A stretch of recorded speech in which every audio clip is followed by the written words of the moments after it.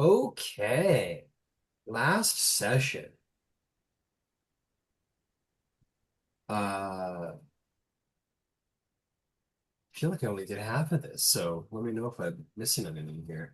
Um, you guys have been on the hunt for some leads to do with the Boromar clan. Um, you tried to find some Boromar informants. Uh, You survived Dassk's attack force on you last session. They struck at you from the skies, but um, in the madness of the moment, Benrig was swirling the sky coach through the air. Harpies were attacking you. A ogre was attacking you, and as you swirled out of the air, Darwin fucking Bumblebee airdrop transformers out of the sky and came to your aid. Uh, Tally was doing a balance beam on the front of the sky coach. It was madness and mayhem, but you guys managed to get out alive, intimidate them enough to fly away, and fly away they did. Um, with that, you sort of consolidated your efforts. You found yourself having to have a meeting in the Citadel with one of the city councilors, a well-reputed councilor of Lower Dura, or excuse me, not Lower Dura. I believe Lower Central. Yes, Lower Central. Um, I'll get her name out for you because I feel like that might be good information to know. Um, Sava Carissa, the outspoken counselor of Lower Central, spoke to all of you, and said that she had become aware of all of your, you know, dealings in the city, and thought that these elements were better in your hands than certainly in the criminal syndicates, and she would understand if all of you wanted to just wipe your hands of this huge gang war you find yourself in the middle of trying to survive. So if you wanted to hand it over, she would. But in the meantime, if you didn't want to, that is okay as well. But she is glad to that you have a mutual understanding that if you were to find a platinum, the dragons, they would be put to good use by being returned back to the city coffers as where they have come from. With this sort of undertone of expectation from the city councilor, she said, "We will have our eyes on you." And you headed out into the city to continue your hunt for the gold.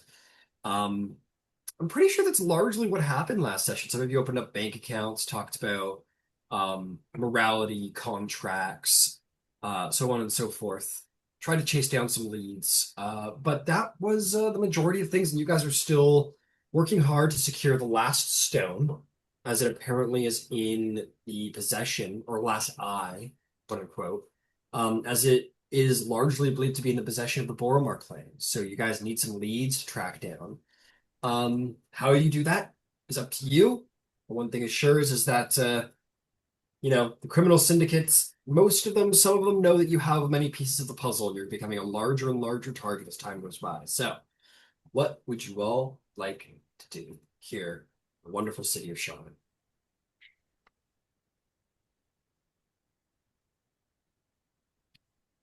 What time is it? What time is it, Mr. Wolf? It's uh let's say it's afternoon. Because you guys had your crazy sky chase and got a grip of yourself, and then it was in the evening. I believe the meeting was in the evening with the counselor. So I will say it's evening now. You guys can head back home if you want to, or if there's stuff you want to do at night. Um, Contracts you wanted to pin down for the other factions. Whatever you want to do, it's up to you. Mhm. I'm thinking I've got to interrogate a Boromar clan member. Is Tally actually saying these things? Like you're talking to us saying this? Oh, that is a good point for the recap that I want to bring back up. Sorry.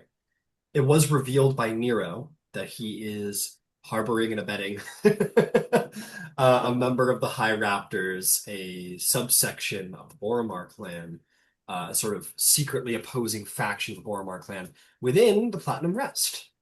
And I believe last session, Talia had expressed an interest in meeting this individual to have cordial conversation, I'm sure. Yeah, just two men. There's two people talking it out. So anyway, that's all. Just wanted to throw that in there as a reminder.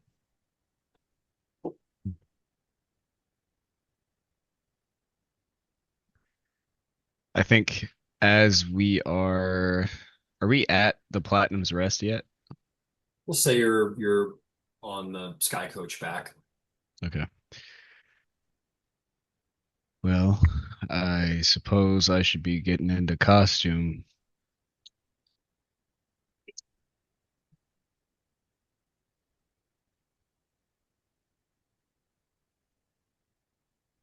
I'm interested. What exactly does that entail? What's your plan?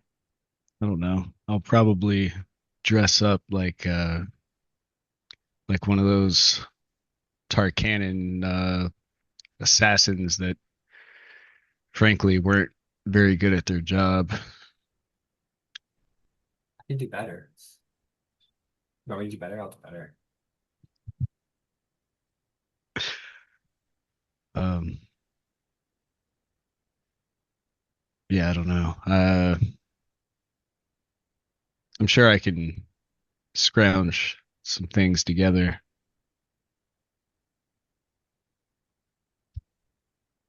What a day. Yeah, for sure. Um, if you want me to help at all, I'm usually pretty good at reading people, but I can also just maybe help you sift through what he says after, Oh, I suppose we could, if you'd like. yeah, I mean, we could both go in as one of the or as two assassins that have found him, and you can cast your zone of truth or whatever you call it.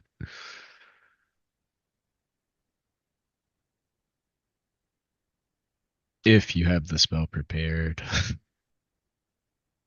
Unfortunately, I'm quite tired for today, but usually pretty good at reading people, and I can also make it so that it's a little easier for you as well, if you'd All like. right. Yeah, I'm not sure if I should save it for tomorrow. Um, Nero, is this guy paying for where he's staying?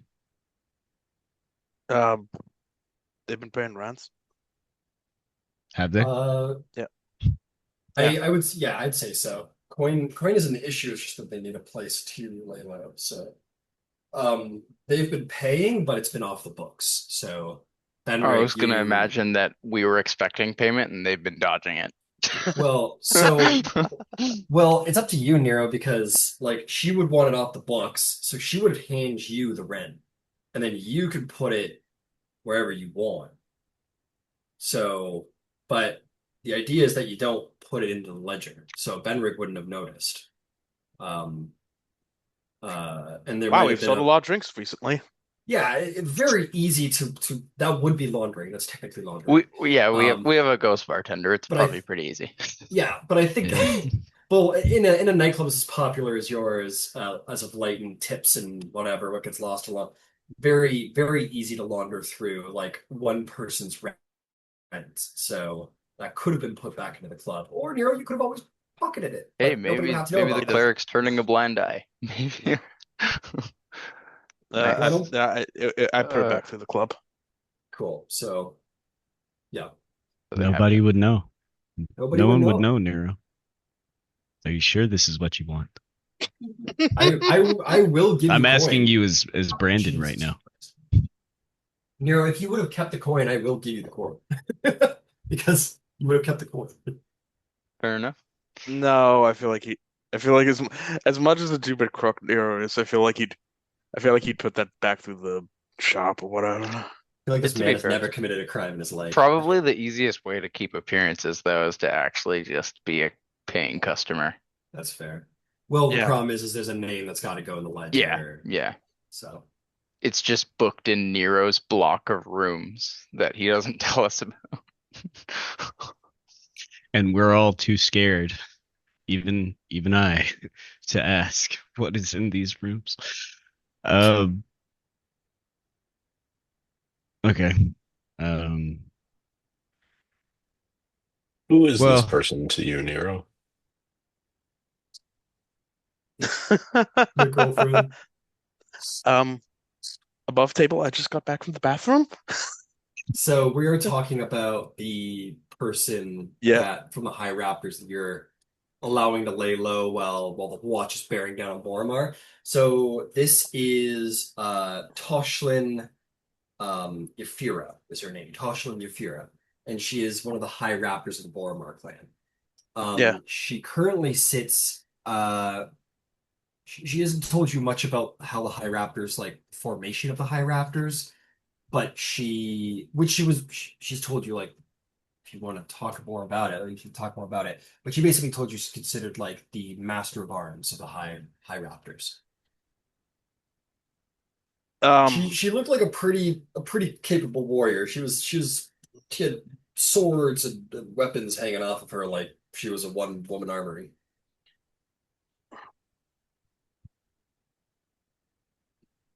they're well armed. hmm, That's for sure. what kind of arms are we talking? The kind that stab you. If you care, Nero, you specifically the weapons that you would be have been visible on her. She was wearing plate armor. She had she had a great sword at her hip. She had a great axe. She had a crossbow of some kind. And at least three different daggers that had different uses. One a curved blade, two looked like throwing ones. Uh, Not including it. She had one in her boot, so that's four. So she was pretty well armed. Yeah, relay that. Seemed to carry herself with a strength and purpose of someone who knew how to use each one. As you're describing like each of these armaments, Tilinta's demeanor gets a little bit more like,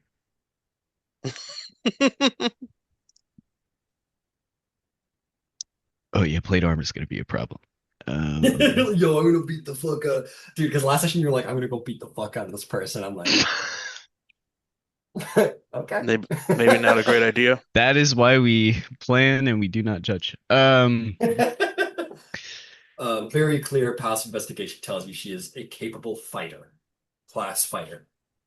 So maybe not the best way. So I Or can ruin her brain. Her brain is probably a lot more vulnerable than her body. Absolutely. Hmm. Nero, did you tell us about the High Raptors like wanting to take over the Boromar clan, or is that still? Um, This is a good point. this. This Yeah. is the first. You guys are talking Yeah, about this around the party.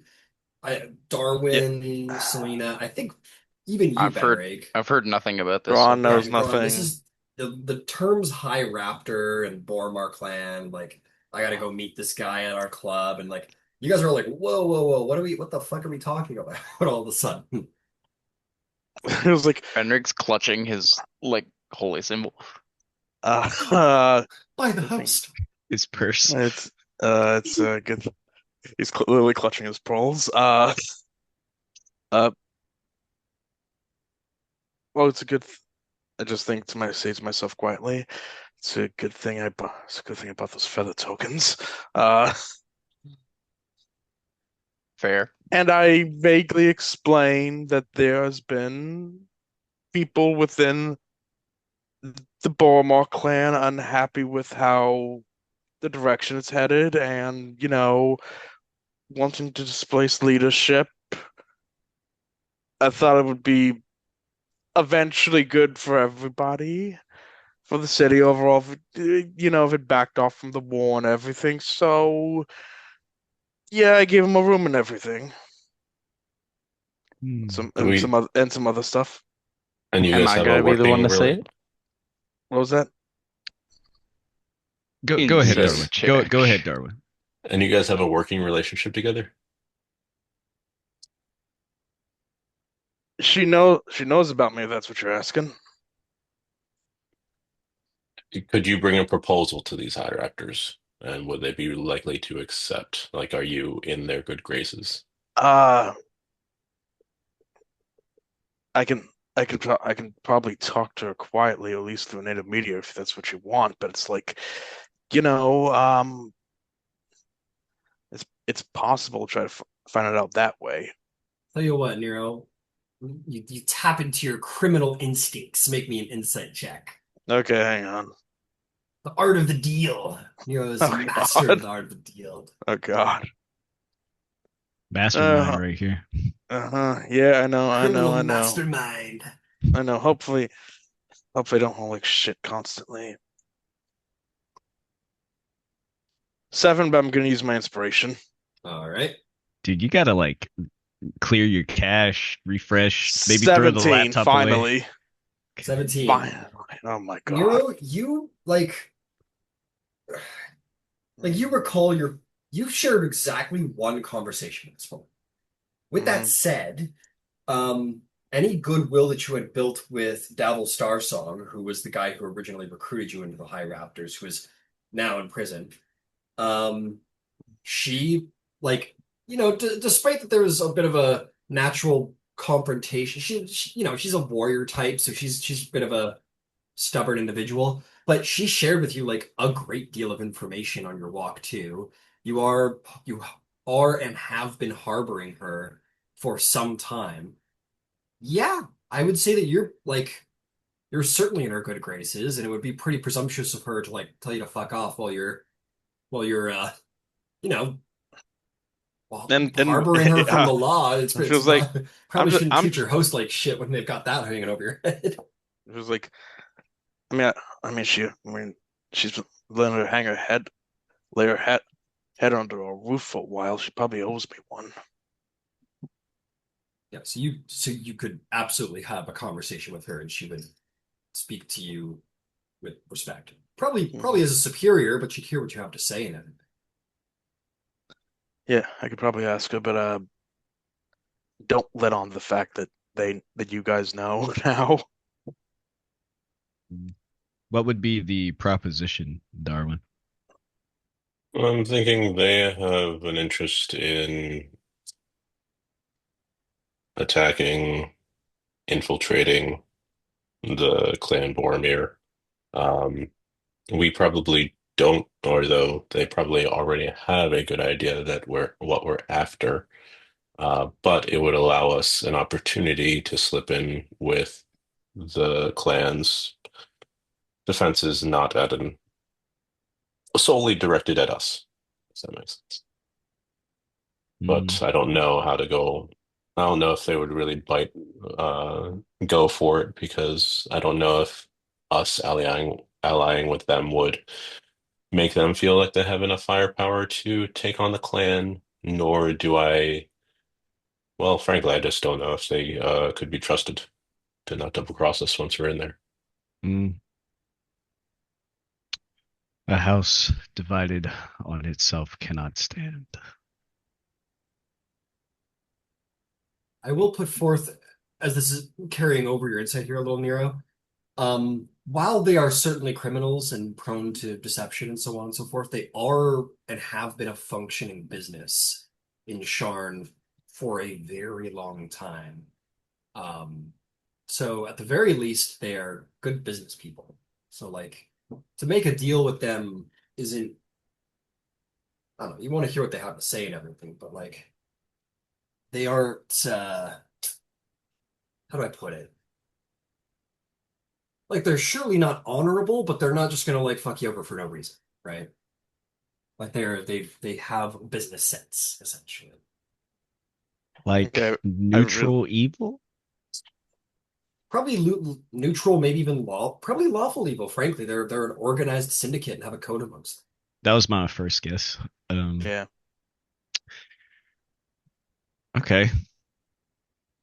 A different proposal, and I apologize, Nero, if this you don't want to do this, and just tell me, and we don't need to consider it. But we could capture this person and use it, deliver them to Clan Boromir, because it is a faction that's working against them, correct? Yeah, not openly. No, no, that's very, very on the sly. Imagine the cred we would get with the Boromar clan if we expose a coup that's happening within their ranks. They'd probably tell us, "Thank you very much. Now where's the stone?" Nero's Yeah. exactly right. And even after we were to complete that objective, we would still have to cross them, and they would be coming after us anyway. Yeah. Seemingly in the way the rest of the city is. It seems that it might just be that way for a while. Anyone wants to make an insight or investigation check to determine all of that, go right ahead. Okay. Investigation. No breathing. 10. 7. 14 investigation. 14, 13. 13. 25.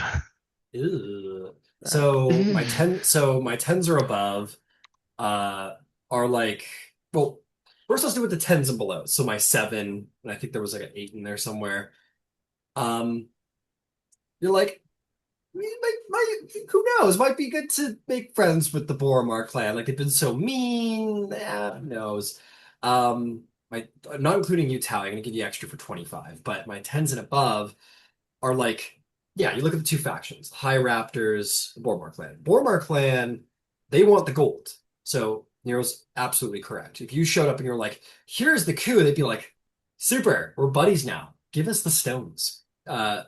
So that's absolutely probably what they would do. High Raptors, however, you have something wrong with, is that they want to take control of the Boromar clan, which is probably worth helping you get the money. You have to talk to them to be real sure about it, but you're certainly have a higher chance of being able to work with the High Raptors than the Boromar clan. So the Boromar clan wants the money and they don't want anything less. High Raptors clearly have a want for position Yeah. that might be able to be leveraged against them. If they want to displace the current boss. If the current boss has their stone stolen right out from under their nose, that would make them look very bad. Mm.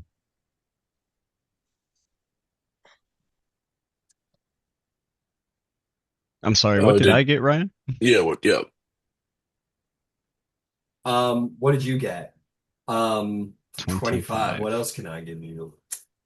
Let's see here. I guess I would give you is that like clearly the High Raptors, like they're a faction of individuals who have lost like interest in the leadership of the family patriarch, which is Sidon Boromar, who has been leading the clan for ages. He's an old man now. Clearly very good. He's kind of the Don Corleone, a little figure, a little bit. And they're like, it's time for Corleone to go. So you don't know why they want to run things. You don't know if it's out of greed or if it's because they're sick of his direction. You have to imagine that there's people in the Boromar clan who are not interested in going to war with Tarkanan because what you know of the criminality here is that the Boromar deals in prostitution and gambling and drugs, non-violent but lucrative crimes, whereas Tarkanan is quite the opposite. They deal in assassination, murder, butchery. Tarkanan are absolutely suited to a gang war, and you think it's a ticking clock. Like Boromar clan can only hold out against Tarkanan for so long because they're strong, they're capable, well connected, but they're not as lethal as Tarkanan is. So they want that money soon. That's such a flex, bro. Smile does it for the love of the game. Smile does it for love of the game, and Yeah. they're trained Black Op operatives. They're fucking trained assassins. These guys are like they're like Italian mobsters, right? They're not Black Ops, they're mobsters. So you're like, there's probably people in the Boromar clan faction who are like, we don't want to fight the crazy assassin aberrant people. Yeah. Like, we don't like this direction. And that's probably the High Raptors. And they probably want to stop the gang war and stop this direction. So if you had to take a wild swing at it, they are probably formed because they're unhappy with the gang war and want to stop it, which means So the High Raptors want to stop this gang war in its infancy. They oppose. They probably this is a guess. You have to talk to these people, but Yeah. as a guess, they're probably dissatisfied with the direction, which is all out fucking gang war Mm. against a more superior violent force. So you think I think there's a much higher chance of having ability to treat and flack around with the high raptors. It's possible if you play your cards right. And Nero has an in. All right. Nero, Yeah. what do you ultimately wish to see happen with Boromar or with the High Raptors or our involvement with them? And I'm just asking because I I, don't know. I don't know any of these people. I don't know this faction. I mean, for one, it'd be pretty good to get the gang war to stop it. And I think the whole city would agree with me about that part. I for one would. And this goes back to why I took them up on their offer to begin with. I figured a bunch of smugglers and crooks would be better for the city in the long run if than a bunch of apparent marked assassins. Yeah, I can respect that. And so maybe we humiliate the boss, the Boromar boss right now, steal it from under him, make people think, other people in the organization think this war just isn't worth it. I mean, maybe they get close to pulling off a coup. Yeah, or And perhaps they may they just need a push and and the, a question in leadership. and this could be it. Like, especially if and they could and the Raptors could reach out to House Tarkana and say, "We're done with this fight. We're not looking for the gold anymore. You can have it if you want, but we're out." Mm. And negotiate some kind of deal, you know? I think Yeah. for that to work, we have to get the Raptors in the seat of power. Yeah. So Yeah. I think we can leverage Nero. Try to implant the seeds Doubts? of doubt, I suppose, or trust in us that we can help them take out the Don Corleone, aka I say in game what his name is. Sidon. Or His name is Sidon Boromar. Yep. Sadan. Sadan. As Ace in of Spades. Dadan. Sadan. Sadan. And in return, maybe they can show us where the stone is. Maybe we don't need to let them know that we want the stone. It seems half the city knows at this point. Yeah. I suppose Yeah. so. Two things, Ryan. Howdy. But I'm sorry, above tape. Does someone else want to say something? You're good. Okay. I was just gonna say we could also insist that we want, if we're gonna work closer with these high raptors, that we want someone that we know and trust to be in a leadership position in said high raptors. Nero, would you want to do you want to have more pull in the high raptors? Do you think you could negotiate or play this into a more powerful position there? Because if it works out, that's a powerful faction that we could have as a friend. I could talk to him. It's a possibility, definitely. Who is the leader of the High Raptors? The yeah. Right now, the best. I don't know all of the ones who are in the gang, but I don't know every raptor in the city, but I know the one where we know him. The heavily armed one is the leader right now.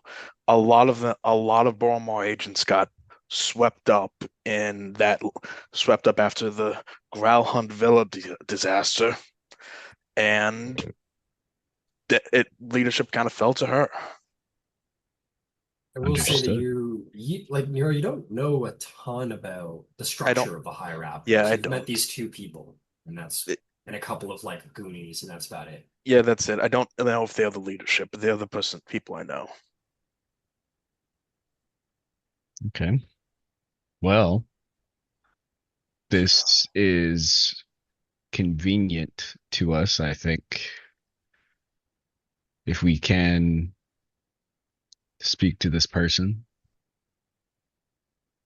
convince them, or you can speak to them and convince them that maybe they do have enough firepower to take over the Boromar clan. And by my deduction, I'm sure that there are some who haven't come out that also want what the High Raptors want. Yeah, I'm not just in like you know not just in Baltimore, but even Tarkan's probably thinking like they want to be done with this thing. Their headquarters just got hit. Yeah. I'll say at this point, you guys have arrived at the landing at Okay. progress. Uh, While everyone, or sorry, Nero, you can. Sorry, I think I interrupted. Sorry. no, no, get your thoughts in. So Go you're the for it. princess here. Um, so I think while this conversation's happening, Selena is like thinking really hard. She's got like her fist under her chin and she's like brow furrowed and her head's kind of like Mm, bobbing back and forth, like the trying to smoke, follow the conversation. Yeah, trying to keep coming up. out of your ears. Um, and she speaks up and she says, wait just 1 second, guys. Are you saying we're gonna work with the baddies, the bad guys? Because I don't know if I'm cool with that. And Nero, shame on you. You've been working in the criminal syndicate this whole time and didn't tell us. That's not very nice. That's not very friendly. What? Selena, it's not just him that hasn't told you. I have been Tallied on you too. I Dad. just don't yep, I just don't want all of the hate to be directed at Nero because while I didn't know, I definitely knew he was up to something. Ugh, our family's falling apart. Who can I I was gonna trust say, you seem You're anymore? Emmerich being dramatic. frowning too, You're for you're sure. being you're all being dramatic. All Oh, right. no. It was like that's I'll not say, like that's not the reason. I'll pipe up, Princess. I do agree with you. I'm in a similar position. I didn't know any of this, and I don't like working with the baddies as you put it, but ultimately our goal is to That's like my live, end the laugh, love, gang right? war. And I think if we're able to put them on a path of petty crimes, that can be dealt with by the Red Hands, by the Order. Uh, Ultimately, we want to end this gang war and this senseless violence. And that will happen. At least that's how I feel about it currently. I do not suggest that we become criminals. Well, some of us, never mind. But I am merely saying that, and this is the reason that this information is coming out now. Now we have a workable plan. There's no need to speculate. We have a direction to our main goal, which is getting that eye or the stone, whatever. So I am sorry for not letting you all know sooner, but at least as we are letting you know, we have a solution. I can't hear you. Yeah, that Darwin came up with. You guys were just keeping secrets, and well, that's not very cool. Friends should tell each other secrets.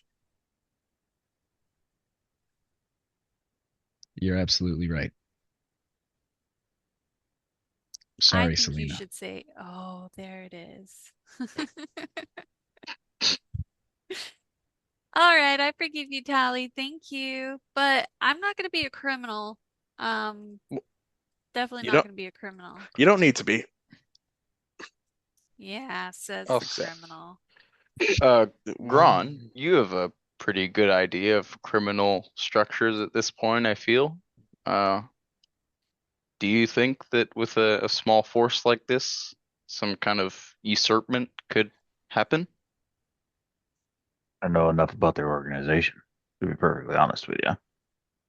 But, you know, worst case scenario, you roll up a whole bunch of them. Eventually, if you roll up all the ones that are on one side of the block, then the block that remains is the one that takes power. You don't have to topple the entire thing yourself. You just have to take out enough legs on the chair, and the chair tips over on its own. Mm. And I would imagine that Patriarch Sadan Boromar is in the position he is in, and as long as he has been in it, because he's quite good of a leader. And if he is taken out of the picture by whatever means, I suspect that it will lead to the fall of the Boromar clan. And we have to make sure when this happens, both factions, it's just irreparable. Here's the thing about killing the boss. The Raptors need him to be the one who takes the fall on this. Like, his bad leadership led them into this position, and the Boromar's rank and file are the ones that gonna want to have him removed. If someone comes in and knocks him off, he's gonna be a martyr. Depends, wouldn't it? If it was House Tarkanan who did it, wouldn't that effectively put the noose around his neck anyway? Yeah, but I feel like that only add more fuel to the fire with Tarkanan. You want me to ask the house guest about this? Well, Go ahead, Darwin. if we were to take Gron's strategy, I'm sure we could find out about Clan Boromar safe houses, some of the lower level ones around the city that the High Raptors know about or are aware of and don't have people in, or even the ones that they do have people in for intel, and take out a couple. Whether I do agree that we do want to be able to get to the boss because that is most likely where an eye would be, correct? Probably at Like, least on I just don't know what the appropriate way to draw out the boss is, because Well, I think we should just start by talking to this Tasha lady, and go from there, because we don't know what we don't know yet, and that's the only thing we can do. So let's see what she says and go from there.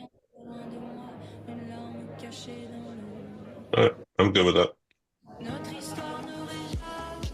Nero, I believe you're up, and I am due for a drink. Before we end it, Ryan, Yeah. 2 questions. Yeah. What did they say about like the Platinum Watch finding out? What do you mean? The Raptors said about the Platinum Watch finding out. I don't know.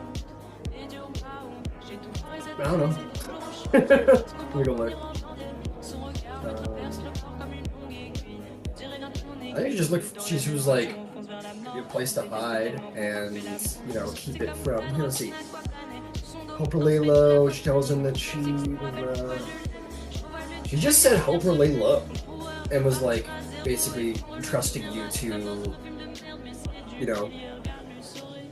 She's hoping that you're not going to invite a group of people into her room to like beat the fuck out of her and make her tell you stuff. So, like she's trusting you. So if you bring these people in, she's gonna hope that these people are like not gonna fuck her over. Like she's under the impression that you two are on the same team, right? Yeah. So just operate under that assumption. Like, how would Okay. she hopes you treat her like at least a respected business associate, if not superior or friend or whatever. So operate under those assumptions. Like she's not being harbored here believing that you two are rivals or enemies. You know what I mean? Okay. Is two. I remember her telling me about a job they might have looked into. Would completing that help convince her to tell me what she knows? It wouldn't hurt doing work for the High Raptors. It wouldn't hurt. But you're here now, so we want to talk to this lady that we've been hypothesizing about. Okay. I'm going over the what I ask. How to get into the H. Take a minute and think about it then. Okay. So it sounds like Nero's going to go talk to this individual, and you guys are going to kind of chill at the club a little bit. Have a minute. Is that what I'm gathering? Sure. I would like to go find the cast the lantern group. Oh, yeah, absolutely. Yeah, you find Cephia just breaking it down on the dance floor, just fucking going for it. Just like sweat, fucking dripping, going for it. She's not in her like work robes. She's like, I don't know, something more clubby. Yeah, and you kind of flutter up. By the way, this is the music I've picked for your club because you're like Syrian, and Syrian's kind of French, so it's got like a weird French house thing going. But anyway, so you flutter up, and she's there. She turns around, she's like, oh, she's not looking professional at all. She goes, Princess, great club, great vibes. Yeah, I will finish dancing the song with her, like so as not to interrupt. But yeah, and then when the song's over, I'll ask her, do you have a minute to chat? You like dance with her, yeah. And she's like, oh, shit. And you guys like hang out, dance bit, and then you get off the dance floor. She'll buy you guys drinks from your bar, and she'll say, yeah, that was fun. Sorry, letting this a little bit. What can I do for you? How can I help? Yeah, I want you and your team to try to find leads on the Boromar clan and where like the last gemstone might be located. Sure, absolutely. I'll see if I can track you down some leads. See what I can find out. Yeah, no problem. I'll check in with me tomorrow sometime, maybe afternoon, evening. I'll see what I turned up. Okay. Oh, all right. Well, thank you. Have fun. She says, "Oh, thanks, but I'm gonna go work now." And she kind of nods across the bar to her guys, and she's like gives them a thing, and they're like, "Business time," and they kind of all get in a corral and start going to work. Oh, Selena's gonna be a little sad that she interrupted the fun. And she'll tell Cephia like, "I really can't wait until tomorrow. I'm just gonna go to bed too." Oh, are you sure? I mean, I don't know. We're working for you. Don't want to disappoint. Oh, you won't.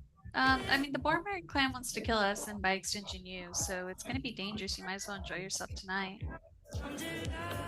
Make a convincing argument. Never mind. She kind of waves to them. They kind of. And yeah, they'll all go back to it. And she goes, "Well, thanks for giving us the night off. We'll get started in the morning if we're not hurting too bad." No, we will start in the morning. Thanks a lot. And maybe she'll hang out with Zephyr a little bit if she wants the company and Yeah, she's super down. She's like, shit, come on. And you guys go. Yeah, you guys just go clubbing together. It's great. She has some. Give me a performance check to see how. We haven't seen Selena dance. Let's see how Selena dances. 19. Well, you dance better than she does. She's just kind of like doing the like hands over the head, like club dancing. But you're like, you have a very unique dance style. You're from the Feywild, and dancing's very important in the Feywild. And you're like doing little flips, and you can fly. So that gives you like that gives you like a vertical axis to play with, and you're like swirling around her, throwing a little pixie dust, and she's like, "Well, I can fly," a little bit. And yeah, no, you're a pretty proficient dancer. People are like, "Go Selena, go Selena," and then like open up the dance floor. Selena's dropping it down, and it's a great time. Good time. Amazing. And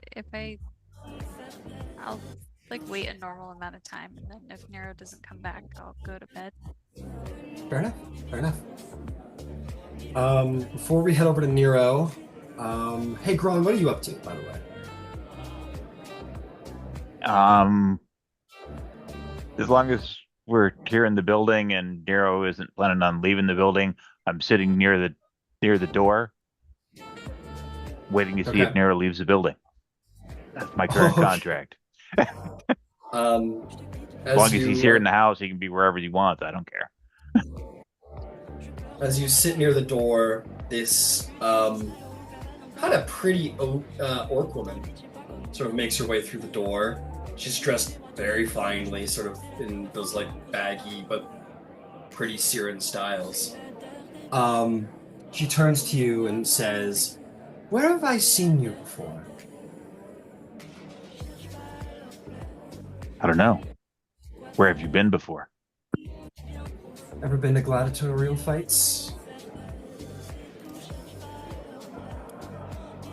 More than one. Any particular place? She kind of looks at you. And in that moment, as the lights are like flashing and the strobe and all of that, in the middle there, the image of the orc sort of vanishes and Sorcatra appears instead. The arm is not gnarled and terrible. Her outfit is mostly the same, but it is Sorcatra. And she says, "It's not often someone gets by me. I'm impressed, I must admit." Just business. Nothing personal. Oh, I didn't take it personal. It was rather intriguing. We should have our war in the morning. But tonight, I'd like to know who you are. Truly, Ruby.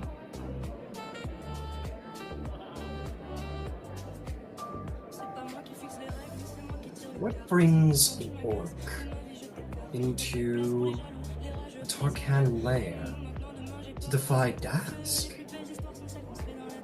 How interesting. Like I said, it was just business. Just business? It was For who? complicated. I get the sense that you are more complicated than you make yourself out to be. That facilitates things. I was subcontracted to the the House of Finders. Tharask, I should know. So, if I were to say drop a large bag of gold at Tharask's doorstep, you could be mine again. Well, it doesn't interfere with my current contract. Which is... Keeping an eye on someone.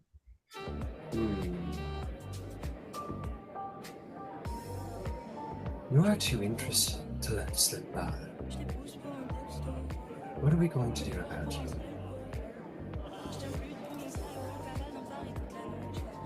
I have no idea.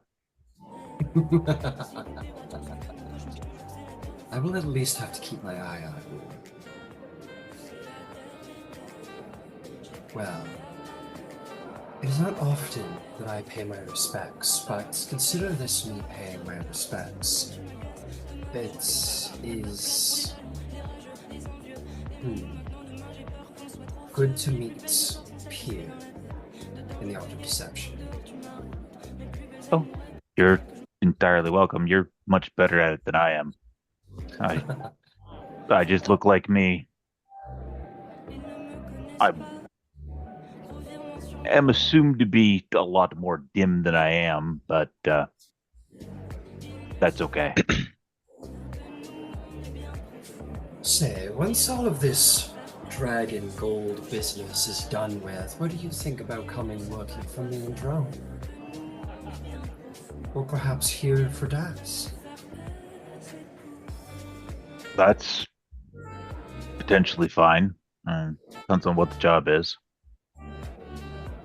Oh, I can think of a number of jobs would be very good at. It is my responsibility to facilitate the negotiations and diplomacy of the realm, and you... Well, you seem the blunt object, but perhaps not. I could have great use for you. Immune to flattery, though. Potentially also useful. I have my eye on you. Well, that's exceptionally flattering considering your personage. And I might add just a little terrifying, but that's just the nature of the... So you do know how to make a woman feel special by calling me terrifying. That's just a simple fact, nigh on eternal. Folks in your family, according to lore and history. Well, the women in my family, I think, would tell me that with you so presentable in front of me, it would be wise to compel you to tell me where the stone is, but I feel like that would be undeserving of your I can recent legitimately powers. tell you I have no idea where it is. Make me a persuasion or deception check, depending. I'm guessing it's going to be persuasion because I literally have no idea where it is. Do I see this interaction? What are you doing? 11. I'm thinking I'm at the bar. There at the bar. What's your passive? Passive what? Perception, sorry. Passive perception is a 12. Okay. You will in a moment. But Sora Katra sort of tilts her head at you and she says, I actually believe that. I'm very careful about what I know. You are irresistible. At which point you look over, you're like, good for Gron. You look over, telling you're like, that hot lady's talking to him. That's great. She's kind of, oh fuck, oh shit. And you kind of have a moment where you look at this raven dark lady who's speaking to him as he sits beside the front door up at her, presumably has a bit of an amused look on his face, and she just looks enthralled by him, and you're like, oh, that's fucking Sora Katra, the leader of Daask, who almost stole the eye from us. I think I'll kind of start, maneuvering through the crowd a little bit, trying to get a little closer, trying to stay low key with it. She sits beside you, Gron, finds a way to sit beside. I don't know. She says, well, let's come to this part of it. Why don't you tell me what you want? What is your heart's desire, Gron? And do I have the power to grant it? I don't know. I've legitimately never had to think that hard about it. Usually I get paid to hit people or find people, drag them back to somewhere, protect something. Heart's desire.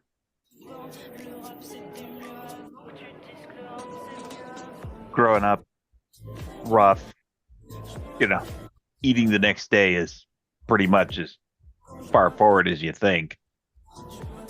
I'd have to give that some more specific thought.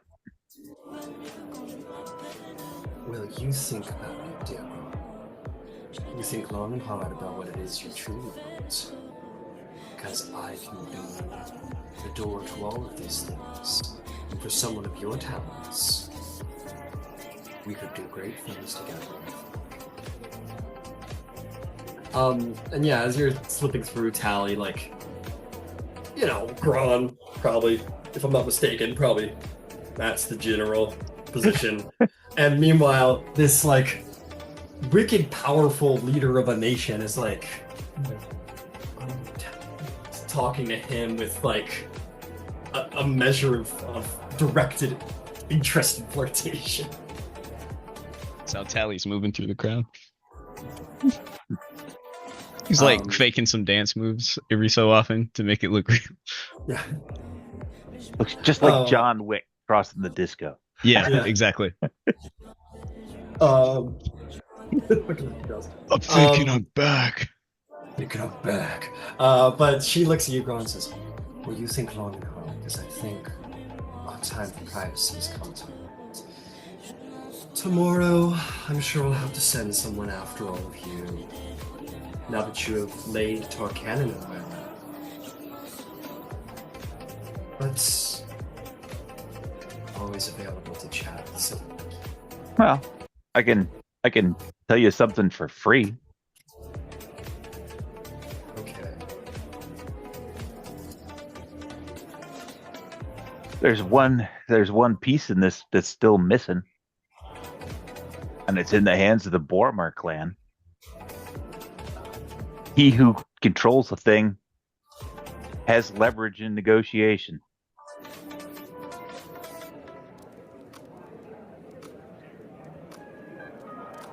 How do I repay such kindness? How about you don't send somebody after us tomorrow?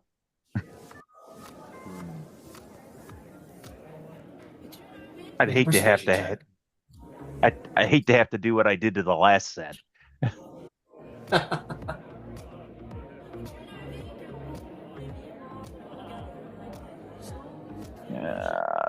Persuasion. 18. 18. She said she laughs at that as you say, like, to the last guy. She goes, "It's true. I've never seen Kavala return in such defeats. She spoke of you like you were some kind of demon. I will pay you one day of freedom from Tarek for your kindness, and instead I will spend it on Boromar. But I won't let you off the hook just like that. I will be back." Fair enough. Wish you the best of luck.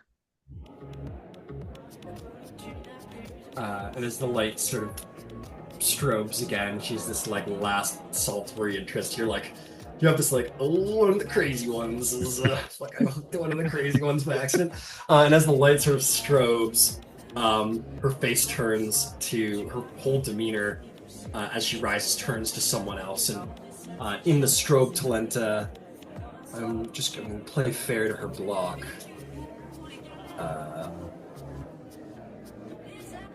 Oh, actually, she's gone. She just, the light strobes and she's completely gone. And where she once was, you look past her to see Talenta, and you two kind of make eye contact. Yeah, like there's like people dancing around me and shit, and I'm just standing there looking at you.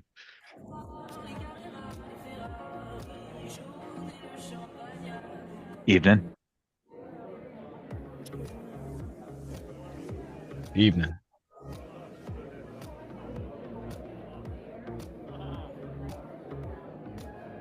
Enjoy your night, Gron. I will. Already am. And then yeah, he just like, I'm not gonna say he vanishes in the crowd, but he He kind of vanishes in the fucking he kind of vanishes in the crowd. It goes back to the bar. He goes back to the bar. At which point, yeah, let's swing around to Nero. So Nero, you're like standing in the hallway outside a room. Okay, you got this, big dog. You got this. You kind of amped yourself up. Got some questions going in your head. And you're gonna go meet with Toshlin, yeah? Yeah, but first I grab a small whiskey bottle and bring it up. Sure, absolutely. Isn't there a level of drunkenness where you get advantage on these kind of checks? Yeah, tipsy, baby. If you get tipsy, you get a little advantage on charisma, but not much else. I don't think you'll need much else. Yeah, we'll find out. Chuck. Don't poke the bear. It's like Nero can down a lot. He's got good constitution. Nice. What? Yeah. Sorry. He's a sorcerer. But yeah, he makes sure the coast is clear and he knocks on the door 5 times. Okay, you do the secret knock. Yeah, the knock. The door opens, and it's just like she's not even there. Like you could tell she like opened the door and walked back into the room. Okay. So you can I go slip inside. in. Yeah, you slip in, close the door behind you. She's there. She's like, her shit isn't like she has a bag in the corner, and maybe like a couple of weapons attached to the bag, but like she's clearly got the demeanor of someone who's like ready to get up and go at a moment's notice. So she's like around the room. She doesn't have her helmet on. That's on the table. But other than that, there's like a helmet on the table, her bag's in the corner, maybe one weapon, maybe the axe is leaning against the wall, but she's still armed with everything else. Okay. Sup? Well, been a while. Haven't seen you around. Right and correct. Her name's Tasha, right? Toshlin. Tashlin. Sup? I'll put it in the chat. Thank you. Sup, Tashlin. Oops, forgot the T. She goes, "How have you been? Haven't heard much." Not too much. Well, it's been I've been a little busy, so I haven't had much time to talk. Figured you'd be lonely. You want a drink? Sure. Yeah, sure. Yeah. I offer her the bottle. Yeah, she'll she'll take a little swig out of it. And I take a sip to prove it's not poisoned or nothing. You take a little sip. Just kindly takes a swig, hands it back, kind of, has the look. Someone was like, so yeah, I sit down on the bed to get on her level. So how you holding up? I'm fine. I've got somewhere to lay low, somewhere to do business out of, and no one's come knocking on my door, so I owe you thanks for that. Yeah, from here on out, I'm gonna be putting. Yeah, it's nothing. But all right then. You feel? How much longer do you think the heat's gonna stay on you? I'll wait until this gang war blows over. Honestly, things are tense out there. Yeah, you can tell me twice. Tell me that again. So, how would you like me to tell you a story? Too much company, sure. Have a shot at it. Yeah, I give her a vague update of like how the search for the dragon treasure is going. Okay. What specifically? Tarkana got robbed. Good. How'd you know about that? Just like I know the people who did it. She gives you the knowing nod. Which was impressive. Tarkanan is well, not easily taken advantage of, and not easily survived.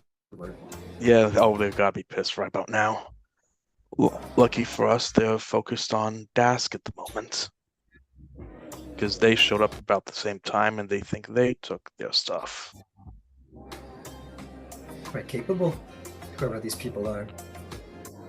Yeah, exactly. Really capable. So, how's it going for your friends? Things are fine. Okay, I suppose. I was like, It's a hard angle we're playing at, you know? Do you like what's your position of strength? Like rising, growing, falling, what? Well, it's chaos right now. Everyone's trying to keep their heads down, and we want to get a leg up, find an opportunity, but that opportunity has not yet presented itself. So here we sit. What kind of opportunity are you looking for? Any opportunity we can get. If you're here looking for work to help us out, I mean, got plenty of. Yeah, feel like that certainly help, but I mean, specifically mean, convincing the old man into retirement. You want to convince the old man into retirement? I You're in mean, the right place. feels like, and I mean, like, how far along are you in that process? Is he doing well? Do they have confidence in him, or? Well, clearly not everyone has confidence, or we wouldn't be here.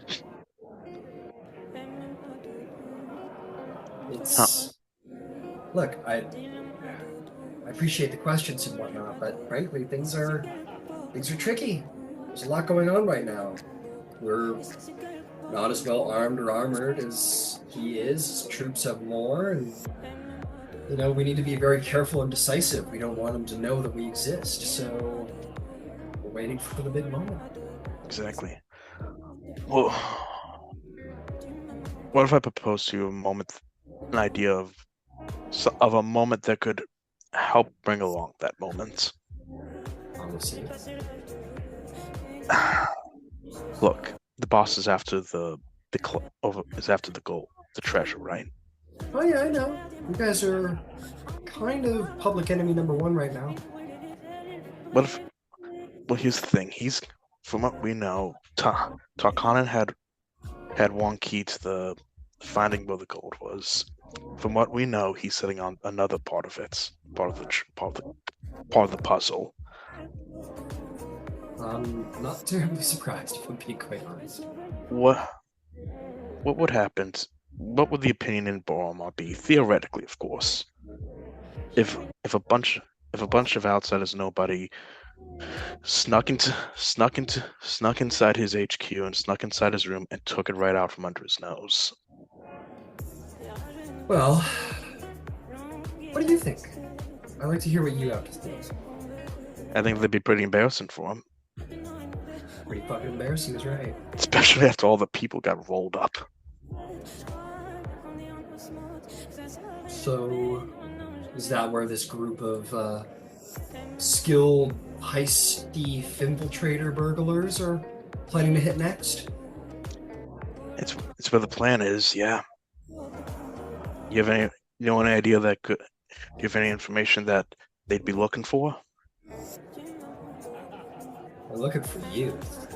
If that's what you mean. They're looking for whoever's got the stone in the eyes, and that's you guys. If the Boromar clan takes you guys out, they get the full pieces of the puzzle and they can move forward with that. So they're looking at you right now. I'd keep a head on a swivel. Yeah, but I'm keeping an eye out more and more these days. I'm gonna ask you bluntly. Do you know how to get into the HQ and into his room? Do you know where he lays his head at night? Where he'd keep his treasures? I'll tell you this. If the High Raptors had an enormous opportunity in raw currency, especially after the embarrassment of Sidon, it could really help us get ourselves a seats at the table. If the High Raptors had platinum, this could rally and raise profile of our network. You could frankly, have a seat at the table. So I'll tell you what. Make me a deal. You claim the platinum for the High Raptors.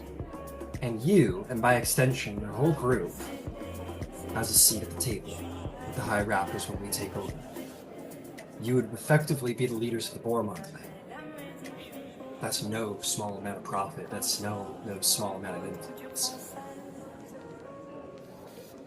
That's certainly something. If you can make a deal like that, and you can make a deal like that with your group, I'd be willing to tell you where they would have had it hidden. My best guess, anyway.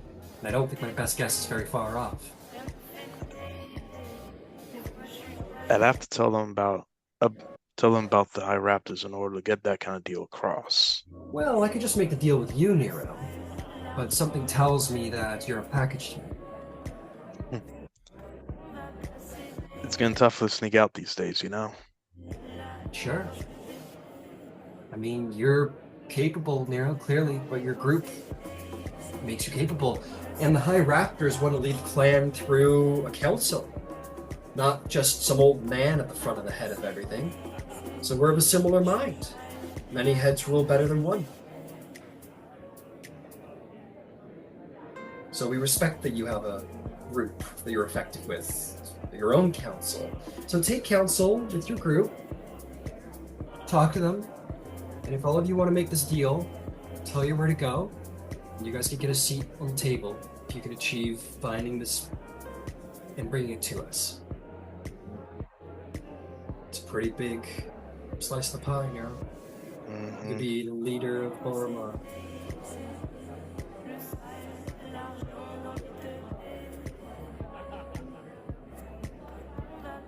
What would one last completely hypothetical question?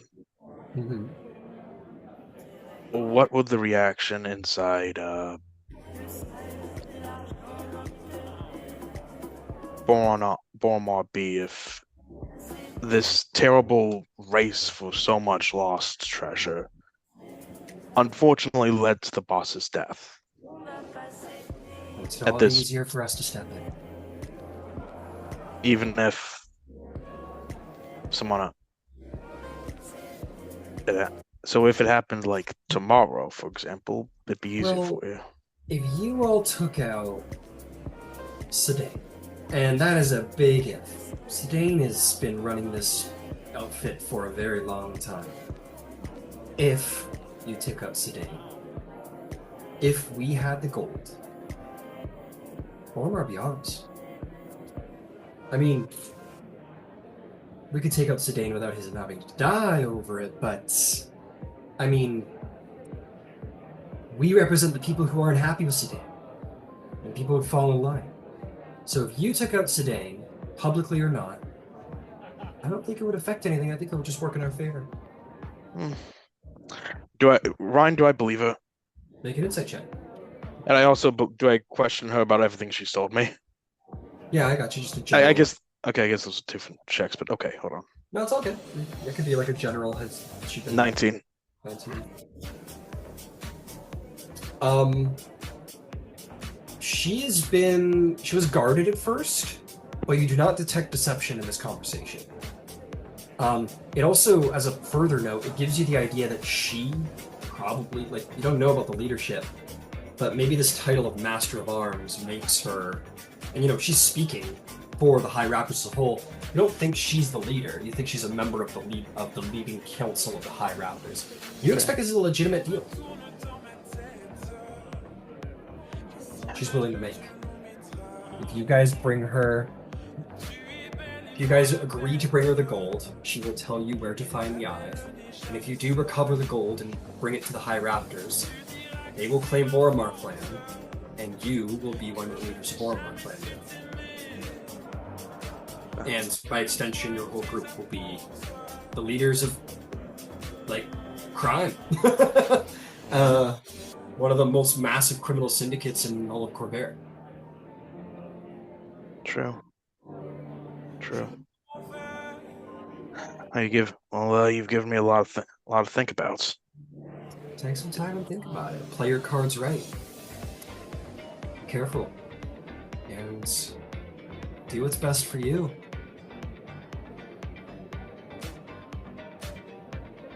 You want work? I've got work. Any You wanna other take work? up the steep room? Oh, go ahead. For now, do you have any good work? Sure. You want work? I got work. She says, let's see what she said.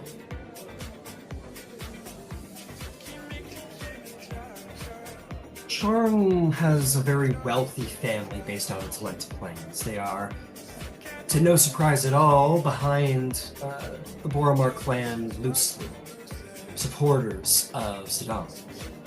The Snow Beacons are offering 500 gold pieces for information leading to the safe return of a missing family member named Thatcher Snowbeacon. Now, these halflings, make no mistake, are dragons. And those dragons in our hands would... Oh, excuse me. Sorry, I'm mistaking that. So those gold pieces sure look good in our coffers rather than in Saddam's. So, investigate, see what you can learn, don't get in trouble. Sharn Watch already has it out for us, the Boromar clan. So, you want to do this? We'll go a long way. Of course, you get a little bit of the split of the 500, of course. Okay, interesting. Thank you very much. Oh, you can keep the whiskey. Appreciate it. And I head on out. Alright, I'm posting it in the chat. The job.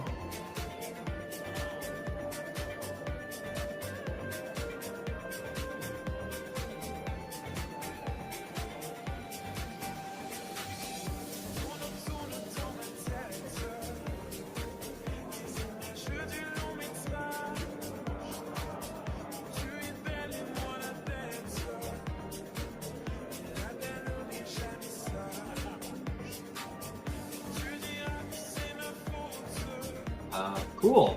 We haven't checked in too much with Darwin and Benrig. Is there anything that you two want to do tonight? Waiting on Nero, or? I was hoping to go up to either the scroll shop or like one of the like magical shops. Absolutely. Somewhere that I could find literature about wizards. Absolutely. Yeah, you make your way up to... I might actually ask Darwin because he could probably help me. He's Sure. arcanely inclined, unless he has anything else he wants to do. Yeah, I'll come with. Absolutely. The most local and easiest access would be Civis Books. Absolutely. So you make your way up there, and Pellic is there. Pellic the Civis, and she says, Yeah. Well, hello, you two gentlemen. Is there anything I could do for you this evening? I was just about to close shop. Hello, Pellic. No problem at all. I was just hoping for a few private moments to just read on some subjects I'm interested in. I was wondering if you wouldn't mind locking the door, just so I can have some, just in case. Well, I can always sell you whatever you want. Perhaps. I'm not really running a library here, I'm sorry to say. Okay, no problem. I mostly was looking into this apparatus that we found in a shop. It was this creature, and it had a magical kind of eminence coming from it. And I could tell it was a created magical presence, but I didn't know anything about it. I was wondering if you might have anything about magical objects or enchanting objects or anything of that ringing a bell. Have you ever heard of people enchanting things for means? Oh, sure, there's plenty of Yeah. that. Let me see if I have a good book for you around here somewhere. And she looks around and she goes through some stuff, and eventually she will produce for you a book. And it's basically, it says,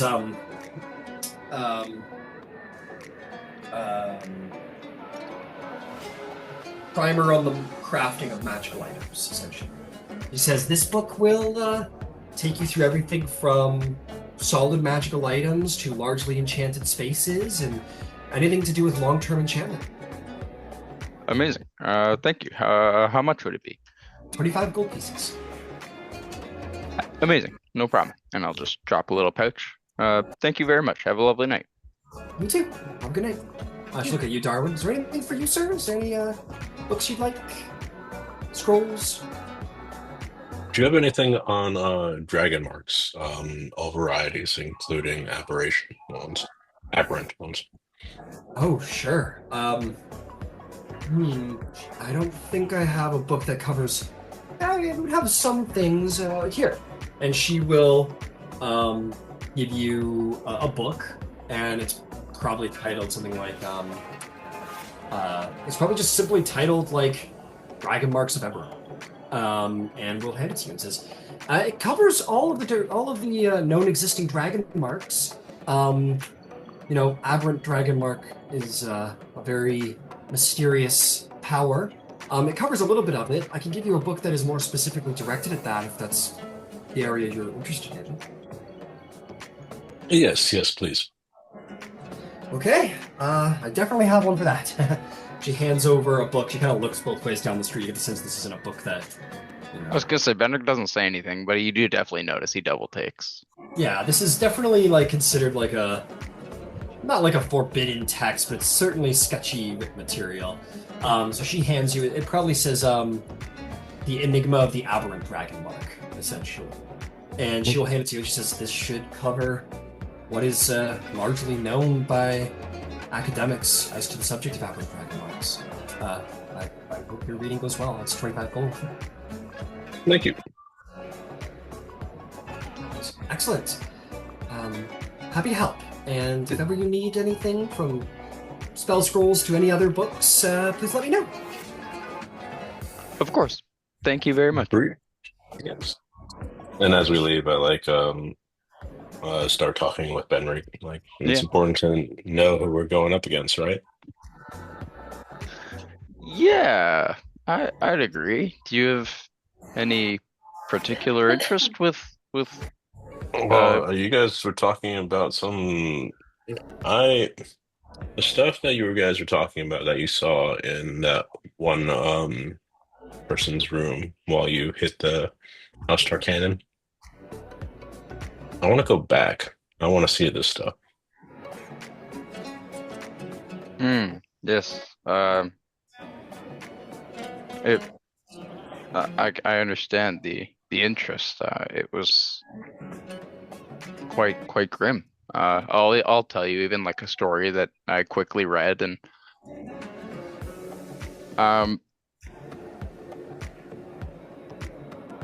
can I make an insight check on Darwin here if it seems like there's something he's withholding? Go ahead and make a insight check, and Darwin make a persuasion or deception check, depending. Just send me which check you rolled and the total privately, Darwin. Dirty Depending 20 on if you are hiding insight. something or not, of course. Dirty 20. Understood.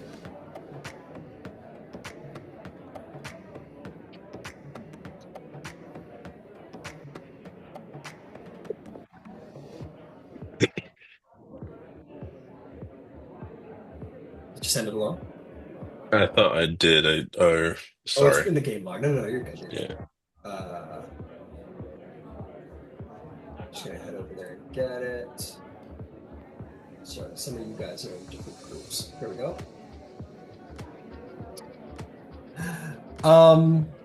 Damn, dude.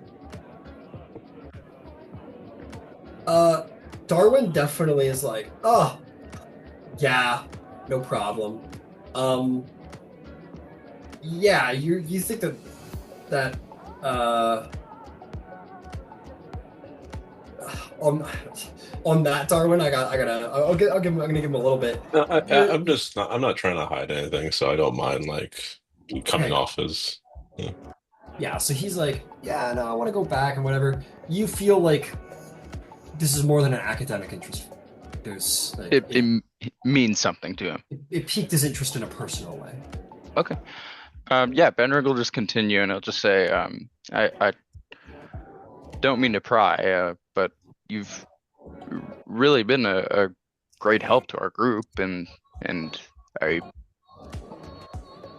wouldn't want you to think that you had to go through or investigate anything alone.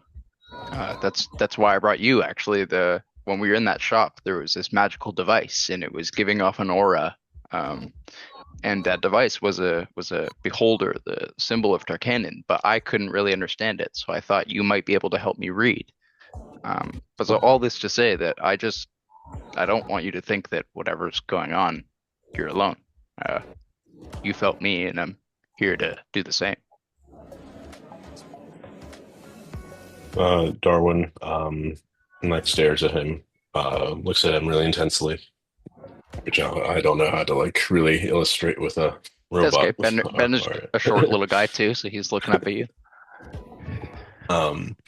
Then let's get back and talk further. Let's meet up back at the Watch. Yes. There's I can we can go to my room. I can make it so that no one can or it's harder for people to listen on us. I would appreciate that. Of course. And yeah, he'll just happily walk in silence with Darwin. And then when he gets to his room, he will cast Arcane Lock on the door. Okay. And you know what? I'll even just start this. If I could, can I do like an Arcana check in this book to see if I read anything about like enchanted statues? Or types of enchantments you could persist on a something or that sort of thing? Okay. Does that make sense? Yeah, no, absolutely.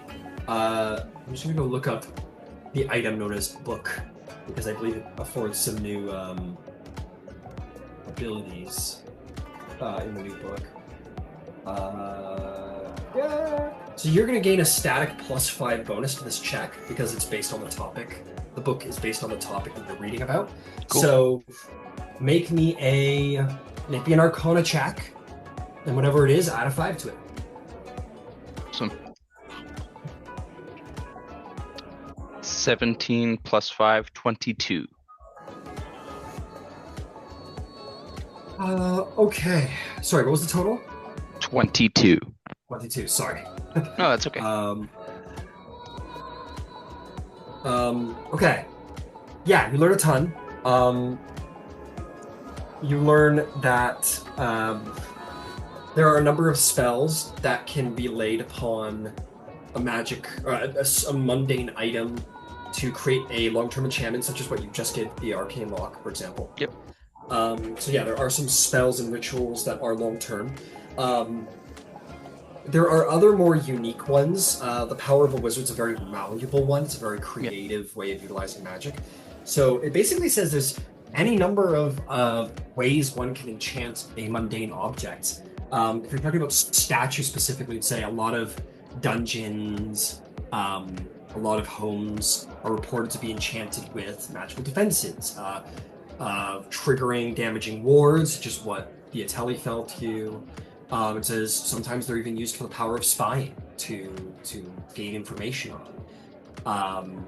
And it gives you a variety of potential things. It basically says like the options are limitless. Just like a wizard's creativity with the creation of a magic item can be very varied. So too can be the enchantment on really any mundane object.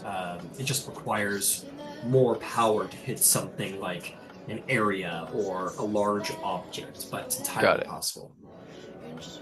Okay. True. Well, yeah, he'll just say, Benner will just say, I don't know how sure I am, but I feel with some sort of confidence that thing was spying on us or listening to us, and maybe that place is some sort of a front, or I couldn't sense anything about it, but something seemed off. Yeah, I could see it being a front. Like, why else would that person be there? Why would they sell it to that one guy without, like, yeah, perhaps he doesn't even know he's a front. Whoever sold it to him for cheap. Well, he was saying that their only condition was to leave that thing up in the window. Maybe that's all they want out of the Yeah.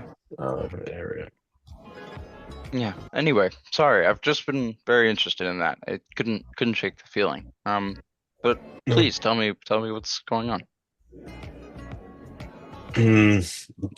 What do you know about those branded with aberrant dragon marks?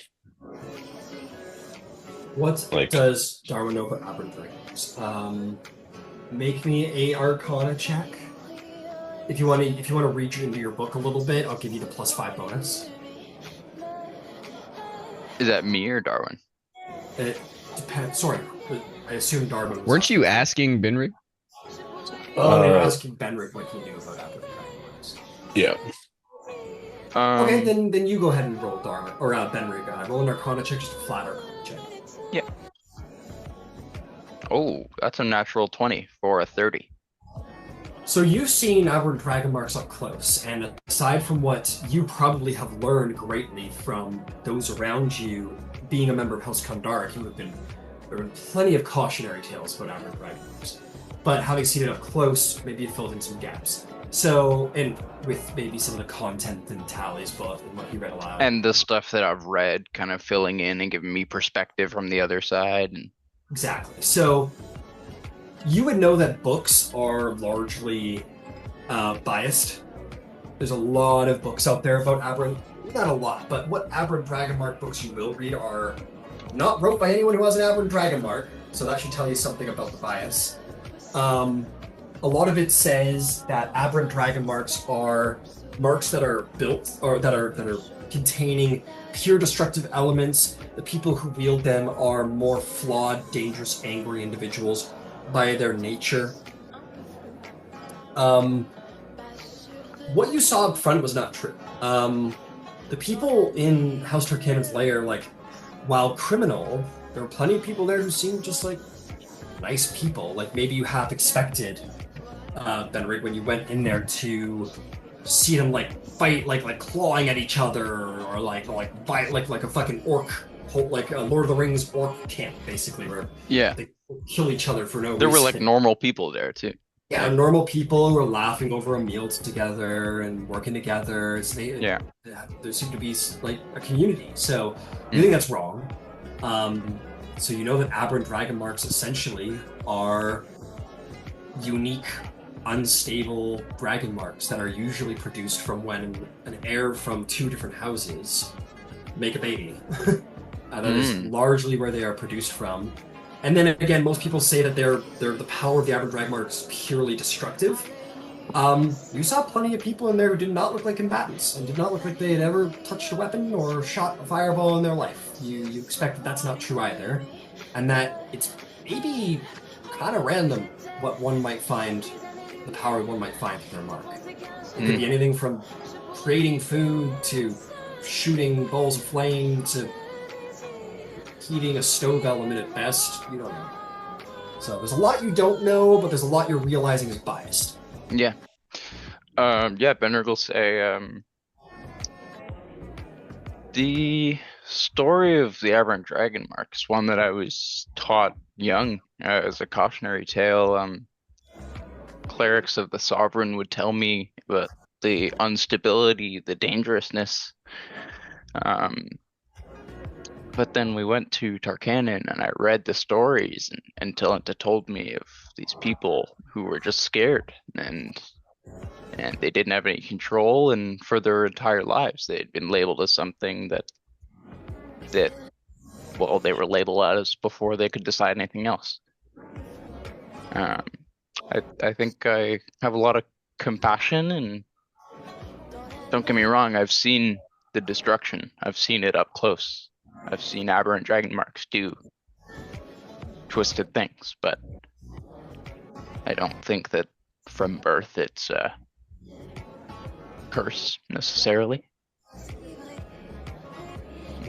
Why do you ask, Sharn?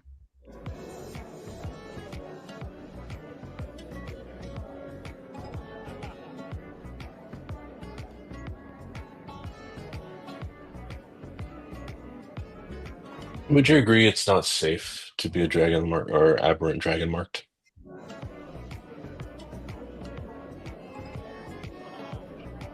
I think any form of power in the wrong hands is unsafe. I think it's the hard choice to use it for good. And so that's what I try and do.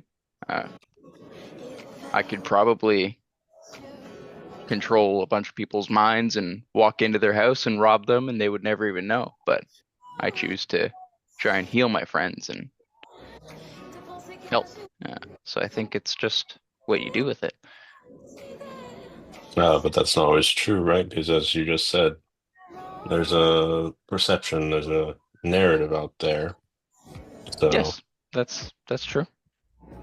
we don't give those with aberrant dragon marks the benefit of the doubt. Especially, then he gestures towards your marked hand. Especially those with proper marks. I wouldn't say proper, I would say typical. But I can't speak for the teachings, you know, those teachings, those maybe lies twisted long ago will still be shared back in the holds, back in the depths where you came from. But I can try and weave the story of the peaceful Targanin that just wanted to exist without persecution that I myself saw. Did I see destruction? Yes, but that was the choice of that individual, and they relish in that. And that is something that I wish to put a stop to, not the aberrant dragon mark itself.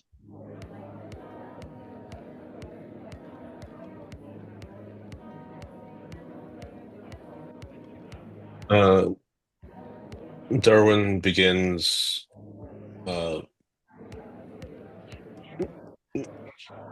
messing with a lot of the like bandoliers and like utility like pockets that he's got all strapped onto him and stuff like that, and Fenrir will starts just like sit down. And he's taking enough off that he can start to shift some of the robe that covers his chest plate.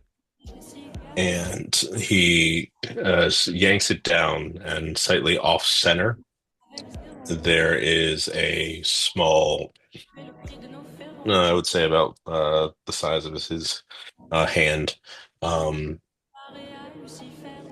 dragon mark, but is obviously aberrant. It is obviously like seems Rusted, looking at maybe, it or seems wrong. Like there's a red glow. It looks like an open fissure inside the armor.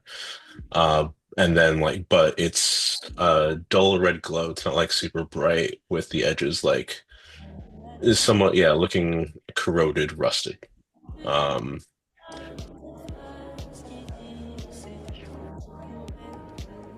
Now if they don't and as like he pulls it down. Pulls it down and like bears the mark to you. He says like, so if people out there already don't trust those with aberrant dragon marks, how will they feel about someone like me being marked? I don't think I've ever heard of another Warforged that's been marked like this. This doesn't happen, and quite frankly, like I've noticed changes, and I need to know what's going on, and I can't trust anybody with this. yeah, you'll see Benner will definitely be shocked. Like he'll be nervous, and then he'll take a breath and go,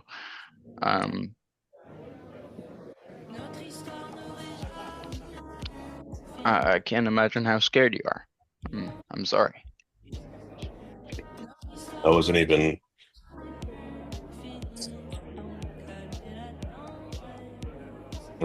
All I've seen is a hero leap from a bridge to save people.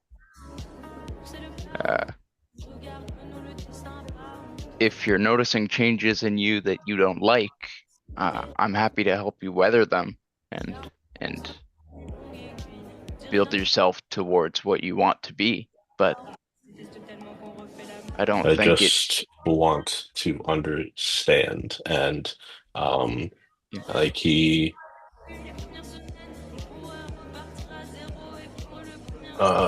approaches you.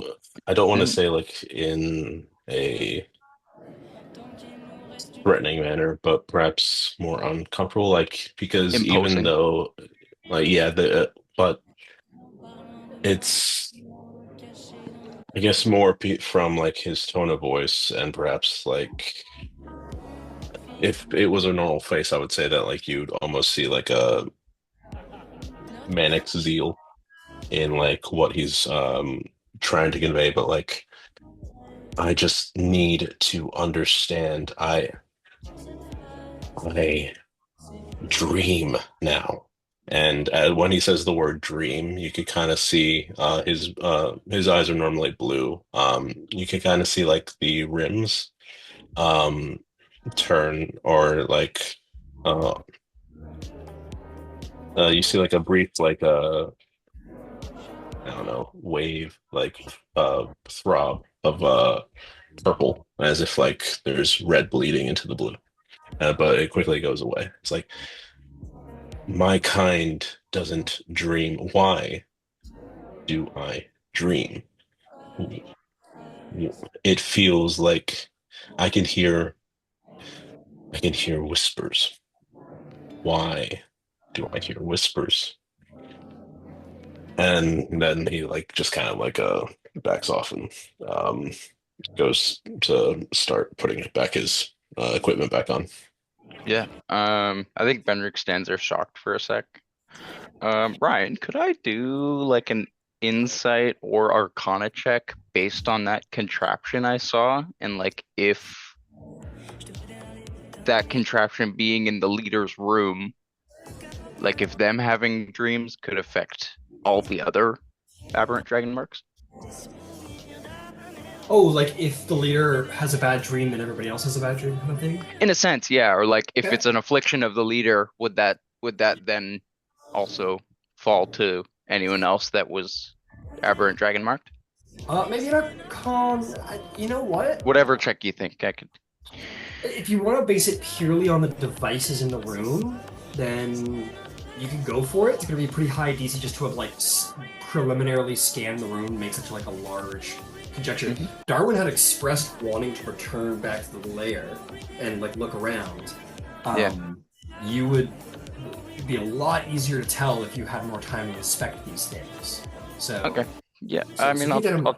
try and make an arcana check right now. Yeah. Just thinking about it. Oh, 26. 26 is incredible.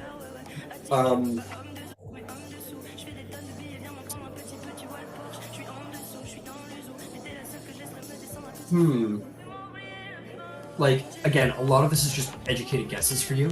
Mhm. There was clearly psionic elements in the room. Psionic is the power of connecting the mind or moving the world. So it's entirely possible that maybe her mark is, like, in a way, psionic based. And maybe she's found ways to utilize that or enhance the use of it to do something like that. Maybe. You know that like the dreaming stuff has got to be because of trauma. Just from what little you heard from Talenta's book, she sounds like a deeply troubled woman from her past. That would be the original assumption, but like it's anyone's guess. It could be possible. Like there might be a reason why she's the leader, and that might be it. There were other devices in that room, like that weird throne looked magical. That could maybe any one of those devices could be utilized to kind of shut down her abilities or enhance her abilities. One thing that's certain about the average dragon mark is that they're hard to control for the user. Like you, Benrick, you're like, okay, arcane lock, like you're getting better at using it, and it's very easy to control. It's part of you. The aberrant mark is a lot more unstable. So it's possible she might have like a lot of power and have to use specific devices to enhance it or turn it off. Control it or harness it or. Yeah, it's possible. You Okay. know that you could certainly learn more if you could get back in that room and Yeah. have like some time to inspect the devices in the room. You could learn a ton more about her and her mark. But as far as her linked to every aberrant, or at least in some way linked to every aberrant. It's Or I not guess outside. just more about like Darwin's dreaming, what that could be about. It's.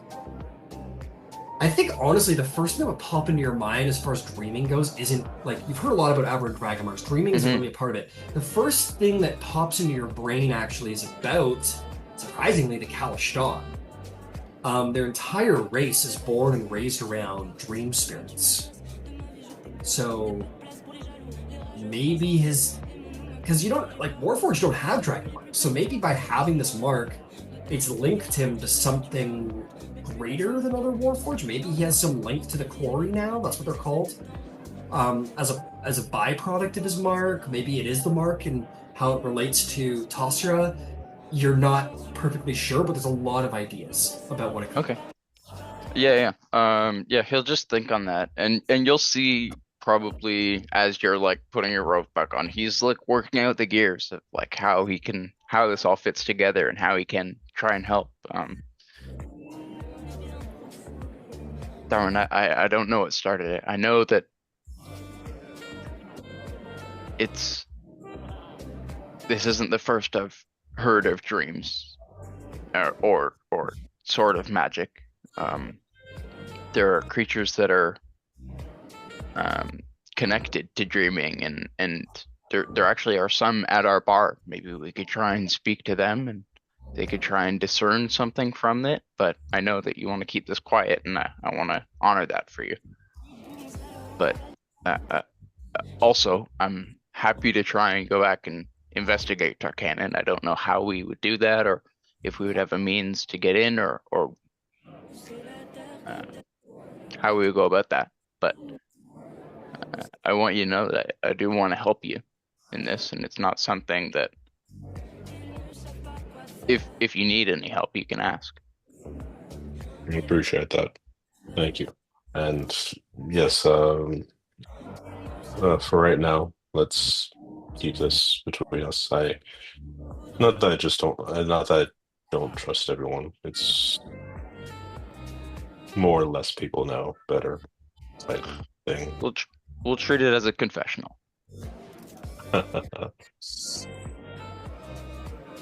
Yeah, let's go get a drink and relax. But just know that you're not alone. Anytime you need, I can help you. Even if the dreams start to be too much, maybe I can somehow magically help. I don't know, but happy to try. Thank you. Yeah, we'll just meander back to the bar, get a drink, and that's it. Cool. Is there anything else anyone would like to do this evening before getting some rest? Before I go to bed, I head down to the bar and look for Tally. Okay. Tally, you find Tally at the bar, and yeah, you wander over to him. I give him an update. So how'd it go? Not too bad. And I tell him basically what she told me. For Nero to come back. So if I see him, I would have approached. I don't know, unless you're trying to be sneaky about it. You're very, very quiet, seeing that you don't hear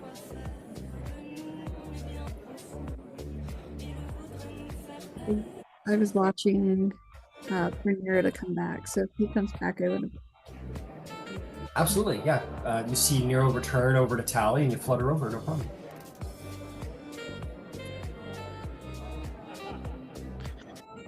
Yeah, I guess we got a booth table.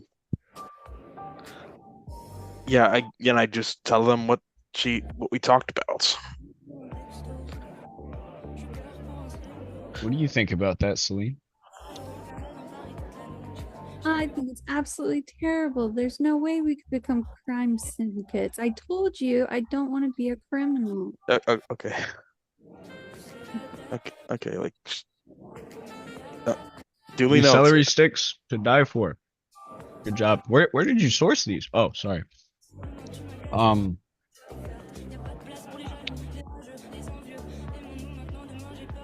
I mean, I kind of wanted more of a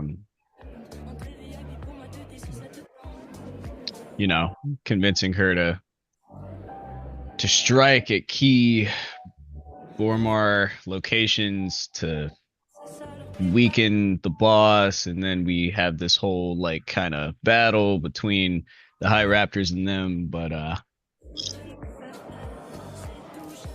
mean, it's not the worst thing. They're definitely not getting a hint of the gold though. Yeah, I'm not surprised. I'm not surprised that's a hard no for you. But but they'd be happy if Boss Boromar didn't get it either. And I whisper.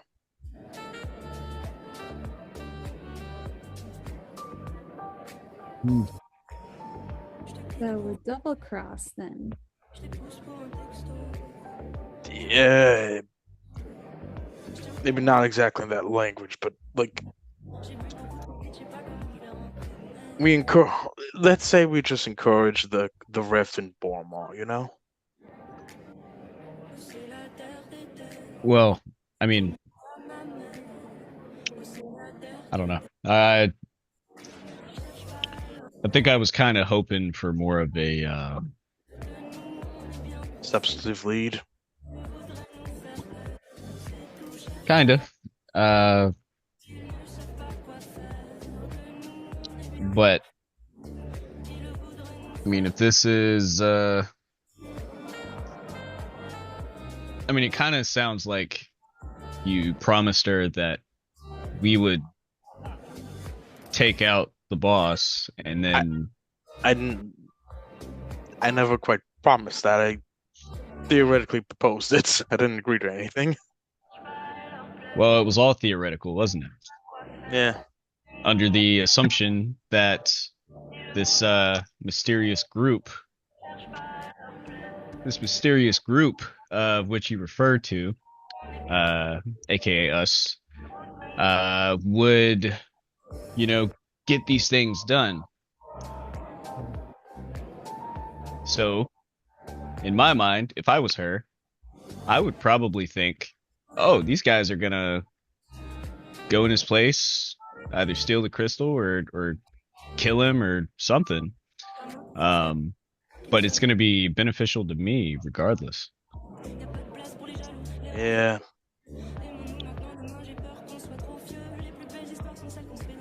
Hey, and he like grabs some guy. Oh, what? Did you take my ranch? I thought it was just like I've been waiting for a Don't- ranch for like 10 minutes. The fuck got Whoa! Oh! Oh, wait a minute, my buddy. Dude, and I go up and try to calm him down, like, dude, whatever you do, you never take his ranch. I've been waiting for a ranch for 10 minutes! This I guy's been understand. having I'll every help you. ranch that's I'll come off the help- bottom. I'll This guy's been I'm like eating. behind Nero. Dover, What where is did with you this come guy and his from? fucking celery sticks, me dude? take mine? I help him find some My ranch. but I hot say, wings are cold, baby. Oh shit, we got hot wings here. I'll I take help one him of get those. the stuff. He grabs one of the guys' hot wings. He punches you. Oh, what? You fucking I try kidding me? to. Okay, no. Let's come on. Let's Oh. figure this out. Okay, Oh, it's the big guy. No. Okay, hey. Hey, What you man. gonna do, old man? What you gonna do, old man? Okay. I get in between and Dally, stop. And I look to the guy and I say, I suggest you head on home for the night. Yeah, and stay Tally. there." You bet. See, look, he's eating my ranch. He's eating my fucking ranch. He's not me eating your ranch. God damn it. I cast the spell on him. You cast Dispel? Dispel No, human. I suggestion. Oh, suggestion. Okay. What do you say? I suggest you head on home for the night and stay there the rest of the evening. Okay. That's fine. You don't want to buy death sticks. Come on, guys. Let's go to Wings Up. Way better than this place. I look at Dally like, He's yeah, just so happy. Do you just usually start fights in bars that you own? Well, yeah, who's gonna throw me out of it? Is there anything else I need to know? I don't know if you fucked up or if you did good. Frankly,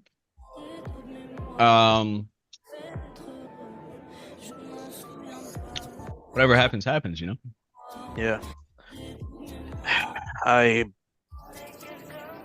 can look. I can also ask around the rest of the underworld and old friends. Well, I thought of I was mine. gonna kill somebody tonight, Well, and we went the diplomatic route. So yeah. Well, now you get to go to bed unstabbed. So that's We can fine. fight, Tally. Wait, whoa, Benrick, where'd you come from? who the fuck said that? Yeah, I'm what the sitting fuck's behind you. I'm short enough. You can't see me. Oh yeah. Oh yeah. There you No, are. whoever said that, say it to my face. Okay. Oh boy. Oh, Benrick, hey, what's up? Hey, how's it going, guys? It's going fine. I Okay, yeah. I told Tally, look, I'm gonna ask around and see through what else in the underworld that if they have any leads about where that stone might be. You know. All right. So just give me. So I'm also asking Tally. You gotta give me some wiggle room here. Am I being particularly stern? No. I mean, you did hire Gron to follow me around. Great investment. The man is Speaking nothing. of which, if where is not- Gron? Oh, He's sitting by the door, staring at Nero. hey, bring it in, guys. Come here. Yeah. What? Come here. All right, Gron's pretty smart, so here, grab all these glasses. I just like here. put my shield up. Grab all Okay, these glasses. Okay. All right. On the count of 3, we're gonna put them up, and then we're gonna act like we're celebrating something. All right. And when I do that, I'm gonna tell you. All right. 1, 2, 3. Okay. He was talking with that bitch.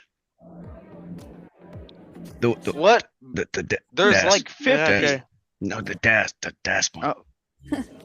Mm. Yep. They were real buddy. I'm pretty sure there's some kind of affair going on. She's out there in a crop top, leather pants, just fucking going for it out there for Nancy. I mean, she's gone, but like,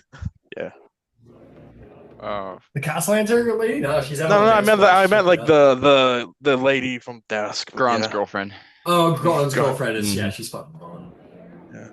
Just like, well, I guess keep your enemies closer. Did you ask him about this? Nope. Just wanted to let you guys know. And he'll kind of like lull his head to Selena, because friends are supposed to tell each other secrets.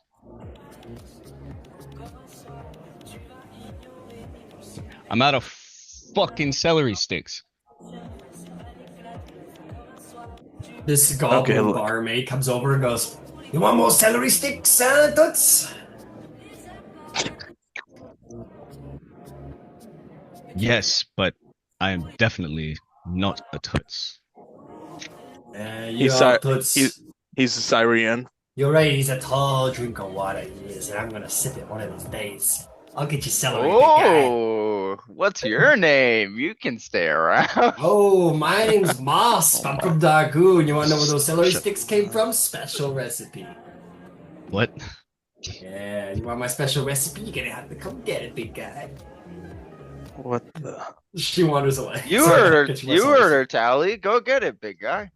Okay, look. Benrick, shut the fuck up. Okay, I'm going to bed, and I Okay. just hiccup and stumble away. Who said you could go to bed? What? What if, hey, Tally? Hmm?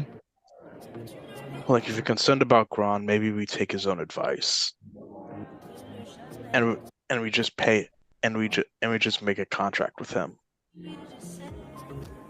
before anyone else does. Maybe. I'll do it. I'll try writing it up. Can and can'ts, like, hey, what you gotta tell us what you can'ts. Suppose. I think I would have to release him from his current contract. Okay. You talk with him. I'll just grab some paper. I can write it up. Yeah, Toots. Here's that's how it works at a bar. Yeah, have a little napkin and a pen. There you go.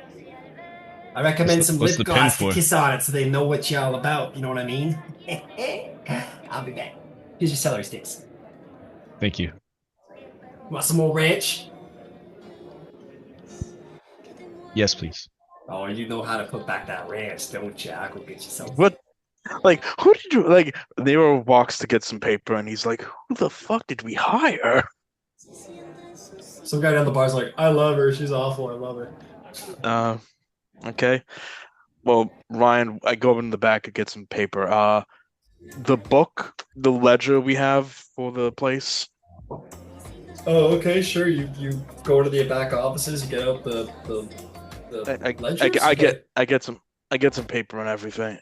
Oh, I sure, grab that's some good. paper and everything. I go, and I just I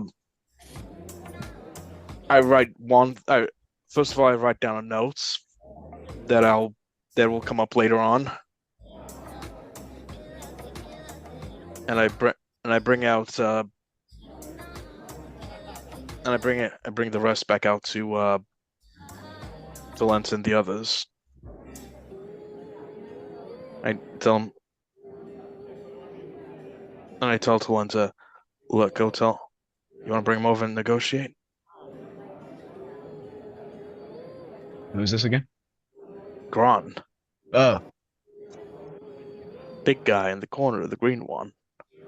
why do you gotta overcomplicate things? I'm sure if I just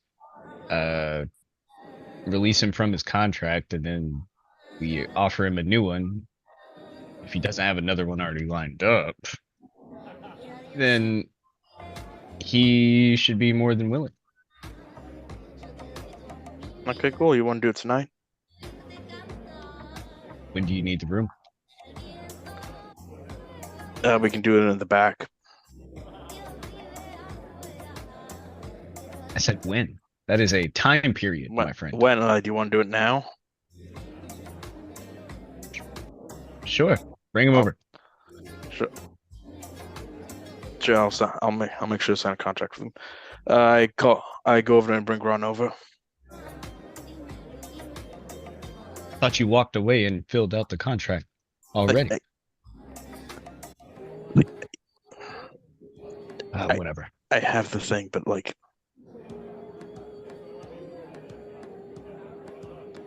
I have the paper ready to like fill in the contract. Okay. Right. Hey, Gron, how's it going? I'm doing all right. Getting a little tired, but as long as everybody's still awake, I'm having to be awake. So yeah. I wanted to talk to you about our current arrangement. okay. And, yeah, I mean, I'm kind of thinking, there's not so much happening in the background with Nero that hasn't mostly been brought out. Okay.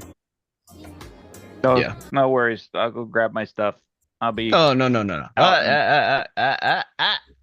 Take a seat, All right. please. All right.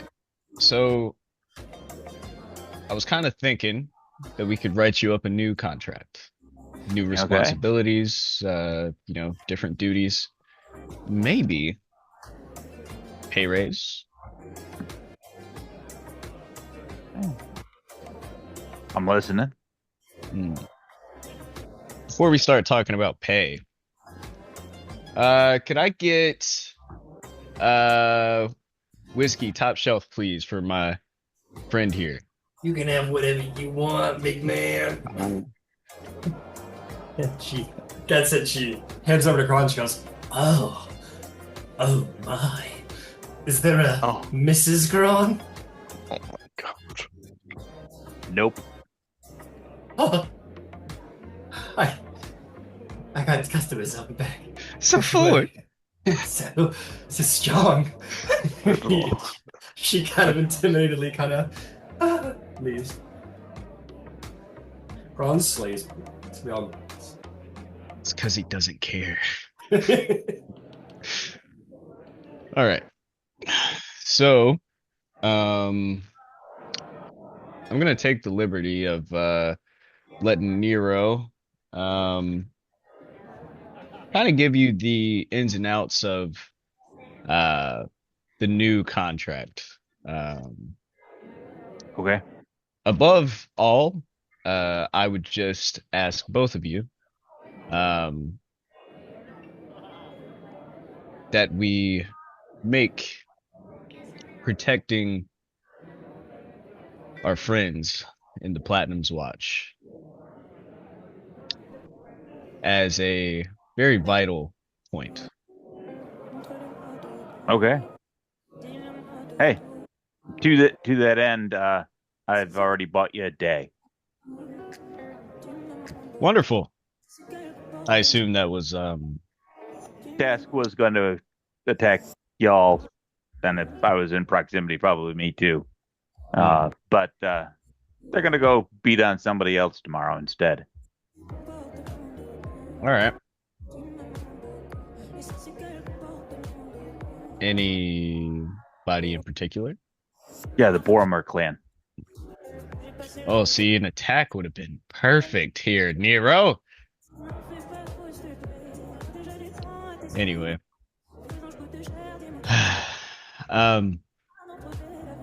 Yeah. Point being, Nero needs some space for a little bit, and I want to give him that room, you know. Sure. Yeah. But this is between you and him, as he will write your contract. Okay. How's that whiskey, though? I'll tell you after we settle on the details for the contract. I don't drink on negotiations. That makes smart for man. that makes for bad negotiating. But I'm looking forward to it. And he taps the top of the glass. Very good. I will leave you two and go to bed. Okay. So, what do you want me to do? Sup? An adjective meaning to her at some point, which is considered higher. Yeah, don't worry. So how's your night gone? Well, you haven't had to go anywhere, so it's been relatively easy. Anything on your end? I bought the Platinum Watch a day without having Dassk breathing down your neck. Yeah, So it's fucking been hell. occupied. Right, fucking Dassk. We gotta start having this place guarded when we're gone. Better guarded when we're gone. So, Gron, how do your contracts usually work? They've been pretty varied.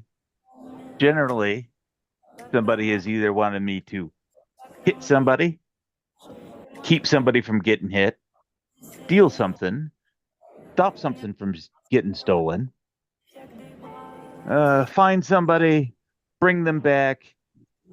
Usually those two go together. but it's all over the place. Little of this, little of that. The most recent one was infiltrate and find. I infiltrate and found.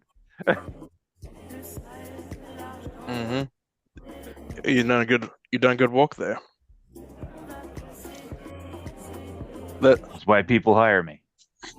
Well, let's lay the groundwork for new contract. I guess we're saying in the back. I bring out the paper and the ink.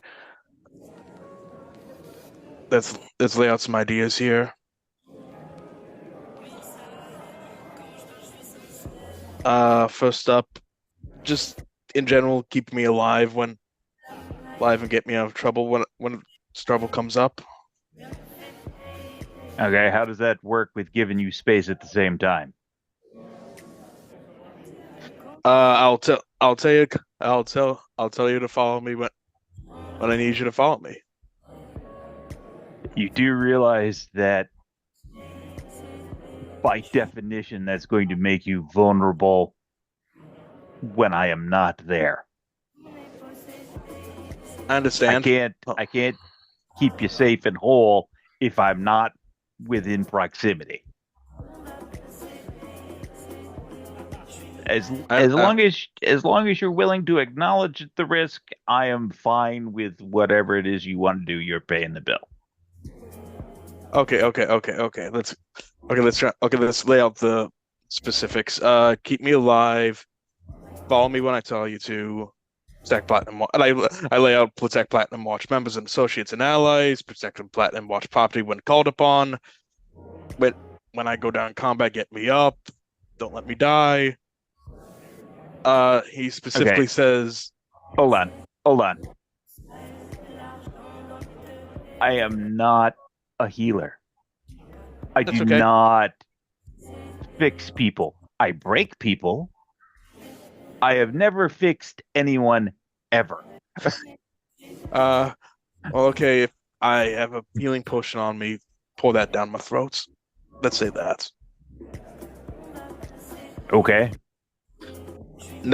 Next spot, never tell the authorities what the Platinum Watch and associates are doing or what information you've learned about or from the Platinum Watch without explicit permission from before the beginning of this contract and afterwards going forward. Aye. Anything else? I'm willing to put a non-disclosure for this point going forward, but I can't handle the history because that's an already done deal. Okay. Would an increase in pay be willing to get you to handle things in retrospect? I've already told the King's Guard everything to the point that we broke into Heartstar Cannon and walked out with stuff. Okay. I can't untell them. Oh no, you can untell them. Everything after that part going forward, you just don't tell anybody. Can we agree on that? I can be paid for silence. That is not a problem. You will be paid for silence, don't worry. Fight for the Platinum Watch and myself when called upon. That's not unexpected. Never. Go ahead. Okay. Never take contracts that conflict with myself or the Platinum Watch interest from this point further. Other contracts are allowed, but just none that conflict with us. Okay. That's reasonable. And inform us if any new contracts are made going forward. I can't necessarily agree to that. As long as they don't conflict with us and we get priority. As long as they don't okay. conflict with you, they're their own thing. But okay. Try not to have too many competing priorities at the same time. Okay. So okay, that probably won't be an issue, but okay. Okay, sure. And just keep me informed of what you see and hear. Okay. With regards to what particular or everything? Everything is going to Watch get activities and when you are following me and protecting me. Okay. That's easy enough done. Okay, sure. And it's whenever anything that regards platinum watch interest. Okay, then. I also and for the first year, and they'll be for room and board and everything, and payment as it goes forward. In fact, I'll pay you right now. I'm willing to pay you upfront to seal the contract about the how about 100 gold for the year going forward. Deal. Shake on it. Come on, deal. Hold on a minute. Oh my god! I've got room and board. Yeah. No. In that moment, the door slams open. God. Go, what's our cannon? You're like, oh, Boromar, up with your fuck! Ah! People go, ah! People start screaming. Everyone who went to bed wakes up and goes, what the fuck? And we'll roll initiative when we get back from break. I tried to get the deal signed, okay? I know you did. Right? He is fucking with you. Eric wants to say, well, hold on a minute. Come on, man. Yes. Yo, that is. I don't want you to live up to me. I want you to do better. Thank I you, want an Eric. NDA signed for this combat specifically. Yeah, you guys are a little low on hit points, and I got a big ol' turf war about to happen on your dance floor. Damn, it's too bad we don't have like a bard of the dance college right now. This would be their ultimate combat right now. Ooh, with Wow. music. This is my dream, On the dude. dance floor, just fucking like MJ style fighting. Dude, you Hit me, never baby, played one music. more time. That would be playing in the background or whatever. Okay, let's do this. Who rolled a 20 plus on their initiative? I did. Me. All right, tell me what you got. 22. I also got a 22 with a natural 20. I Who also goes got a first? 22. Oh, Wow. Good So job. now we Really? have to fight each other first before great, the fight. okay. All right, stop everything. You guys gotta kill each other first. See this first. All right, dex scores, or actually, your allies. You choose. Who's going first? Oh, Whoever I'll let- thinks they can be most impactful. Well, how many clearly- enemies are there, Ryan? What? Sorry, I was asking how many enemies there were, but never mind. I guess I'll go first. Yeah. I'll go. You go I'll go next. third. No. you'll go next. There. No. You'll go second. I'll go third. Okay. You were looking for the most impactful. It's fair. Talenta Jones is, one-shot kill man. So it's all you, buddy. I've never killed anyone as far as the morgue is concerned. Okay, who rolled a 15 plus? You do realize this is a Capone situation, right? And the good fellows, 19. they're going to send some of us to the hospital. We send some of them to the morgue. That's fair. Team for Darwin. Come here, Darwin. There you go. And I've got a bunch of people. I don't know if it came through, but 18 for Benrick. Okay, 19 Darwin, 18 Benrig. This is making my life real easy. All my guys are fun. Okay, we got so many fucking. Okay. Pass it to. Oh. U.S. Army adopted the BAR in 1917, so it's possible it would have seen some use. Same year we entered the World War One. So who rolled an 18? Enrique. Benrig rolled the 18. 18, yes. Do you want to go before or after the Castellanter veteran? Actually, if it's all right with you, I'm gonna put them first just to try and break up I'm all not of very the. dexterous, so no problem. I'm just trying to break up all of the Yeah. PC all initiative. the NPC turns here, and then the toughs will go next after second. All right, who rolled a? Oh, hang on. Oh yeah, who rolled a 10 plus? Got it. Okay. Let me sort that out real quick.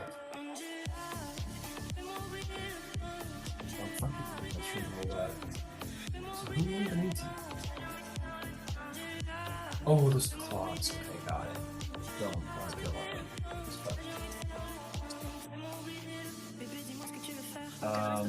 Selena, what'd you get?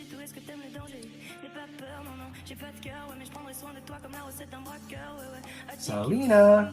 3. 3? Yes. Okay. That's right. The princess is fast asleep. Yeah. Mouse, roll base 7. And it was like, yo, Talenta, your music's really cool.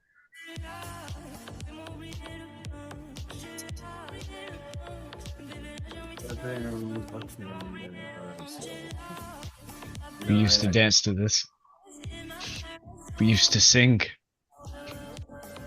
No time And for you know who tears. took that from us? No. The morning? Nobody knows. Your Nobody fucking knows. city. Nobody Your knows. You people. can't prove that. You can't prove that. Oh, allegedly.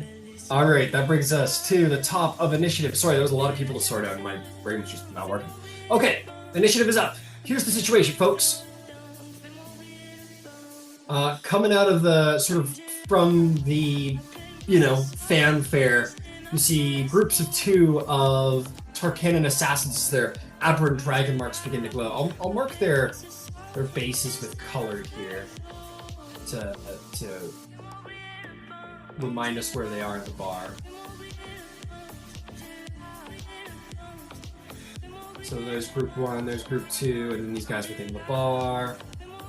You guys will also recognize the dwarf from the pit fights, the gladiatorial fights at Tarkanan, who seems to be accompanied by some very strange purple-skinned dwarf. And then the Boromar clan is over here, riding in on the back of some kind of raptor, some kind of small mounted dinosaur. And at the head of them is the familiar young lady who stabbed the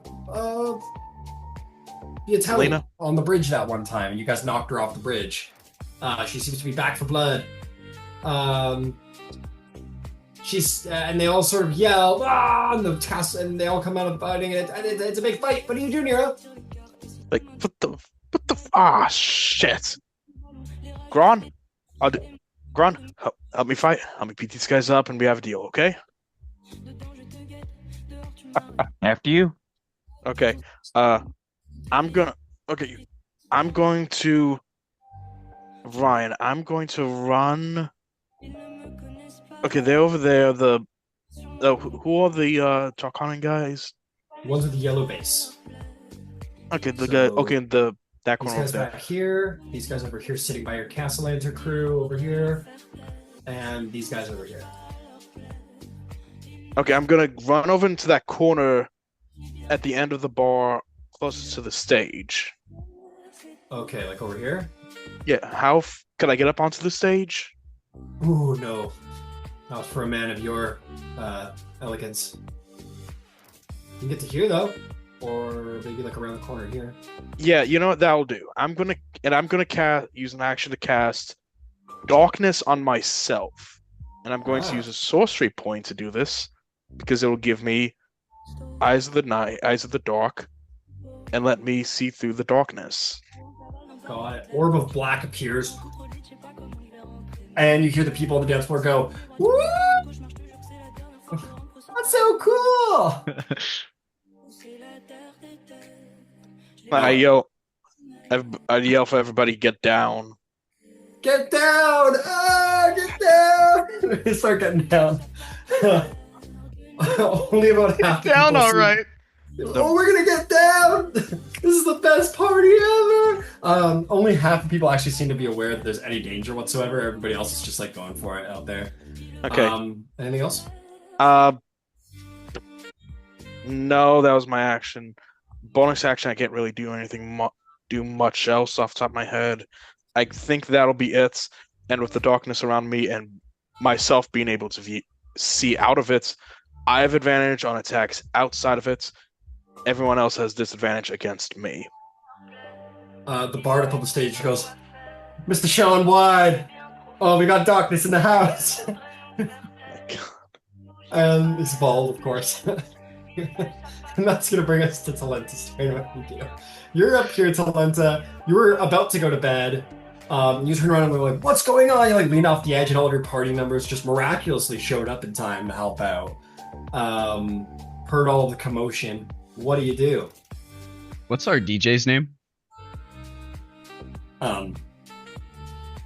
Little Pug. Terrible, Ryan. Yeah, I know. I didn't make But the culture, all right. I'm just he'll leaning into look it. over. He'll look over to Pug. I'll say, "Play my song." Yeah. Yeah. And then could you just put on like a John Wick? No, but I'm going to. Do Give it. it a minute. John give it a Wick, minute. let's go. I know exactly what I'm gonna do, but give it a minute. Keep Okay. going. Okay.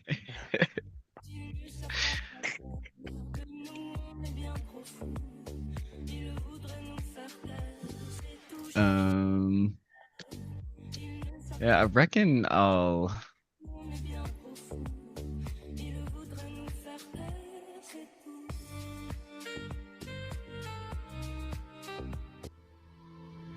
Damn. Ooh. Oh, okay. Come on now. La légende dit qu'un crâne de cristal a été dérobé dans une mythique What? cité. What the Jesus. heck? What the fuck is this? Okay, that's not at all what I wanted to play. I guess it's an ad. No, that wasn't an ad. What you doing, Salenta? Yeah, what are you doing, Felissa? Can you center it so I can see the field a little better? Oh, my apologies, my apologies. There you go. Okay. I'm gonna draw my rapier. And I'm gonna. I guess I'll just run to the nearest bad guy.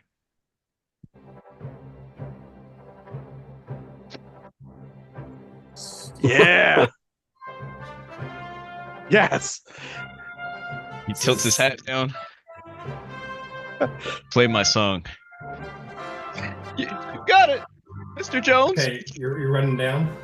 Or you're like jumping off the side here on the table? I'll Just jump like off landing. the side and try to hit the guy in the chin with the table as I fall down on it. Ooh, there's no bad guys. Oh, The bad those guys aren't are bad the yellow guys? No, those Oh. are your guys. Okay, I'll tell you what, for the sake of fun. These guys are over here. These are your guys.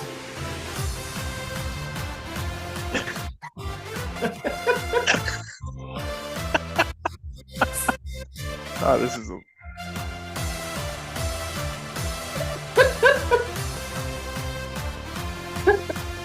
Okay, Hey, make me an acrobatics or athletics check to stick a landing.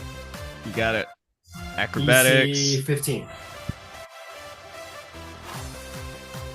I will heroic inspiration. Okay. 19. Yeah, you whoosh, land right in the middle of the table as these two cast lantern guys get up. Take an attack. Okay. If you wanted to if you wanted to bonus action stealth up there, so when you landed, you get the advantage. That'd be cool. All right, maybe stealth check is a bonus action. This is all 23. fun. Yeah, you land. They were not expecting you to land in the middle of their table. You may take a swing with advantage. Cool. Natural 20 for a total of 27. Shit, roll some damage. Sneak attack included. You got it. One shot kill. That's right. It's Talenta Joe. Yeah. You Mr. make One me feel Shot so Kill. cool, dude. Mr. One Shot. You make me feel so fucking cool. What is a fucking sneak? Oh, okay, here we go. With the 2d6. So with sneak attack, how does that get factored in? Works just the same as the crit. So normally on a crit, double your dice. In this one, you just I take gotta the add this up. maximum possible roll on the second. I gotta add this shit up. Okay. So stupid. That's all I could find on short notice.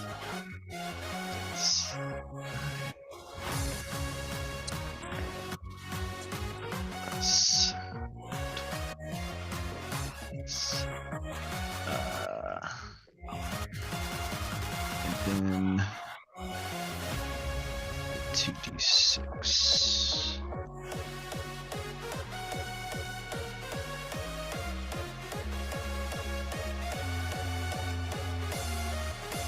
It's okay. So you got an 8 and That'll be and 2d6. Okay, go ahead. Yep, that'll be 51 damage. Jeez. So you rolled 30 damage, not including the crit.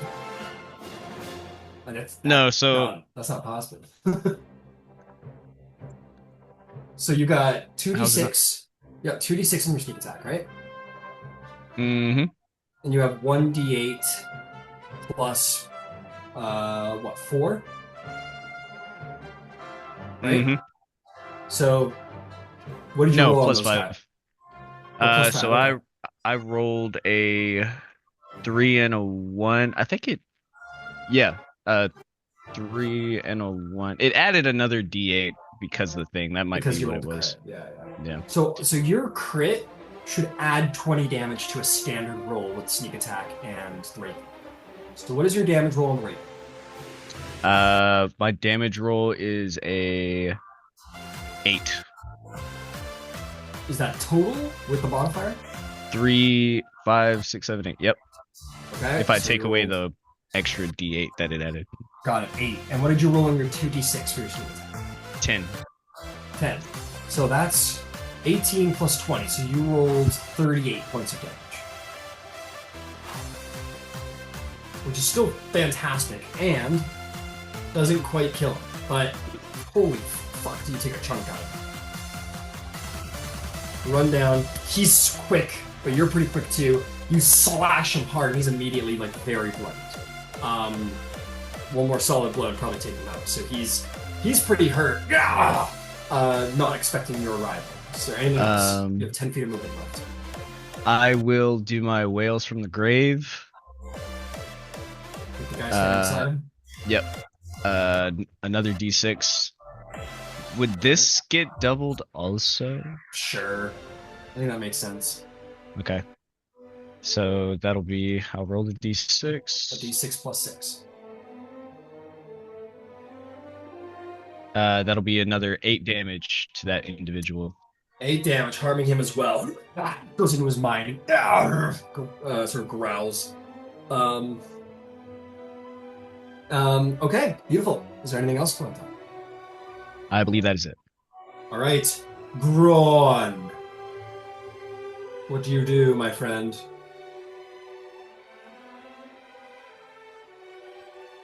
This is what's right in front of you, my weapon. You've got the Boromar dudes have just run inside, declared themselves, and you see this guy who you recognize from Tarkanon with a guard at his side. We're gonna play lump on the dwarf. All right, right over the dwarf. Fuck him. He looks up at you and he goes, I know you.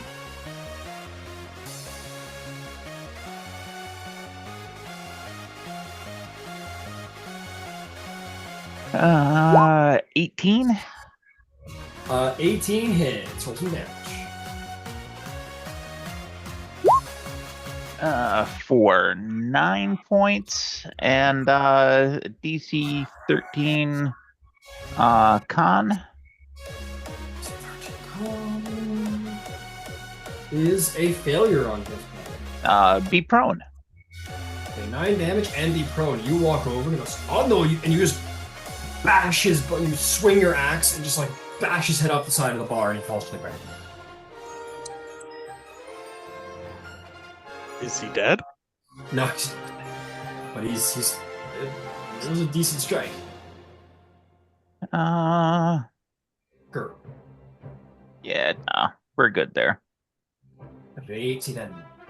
That'll bring us to Darwin's turn. Darwin, you're up to bat, my friend. Whisper or lean over to Benrig. Do you think we all get song requests? Oh, no. I think you've No. earned it. So can you turn it around some so I can see the Raptor pack? Raptor pack over there. Oh, they're all the way across there. Okay, I see.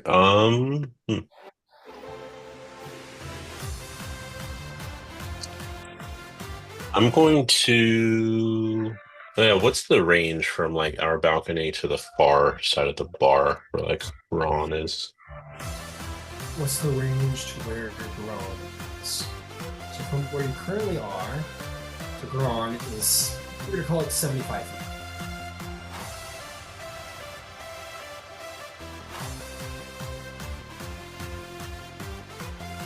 I'm gonna go ahead and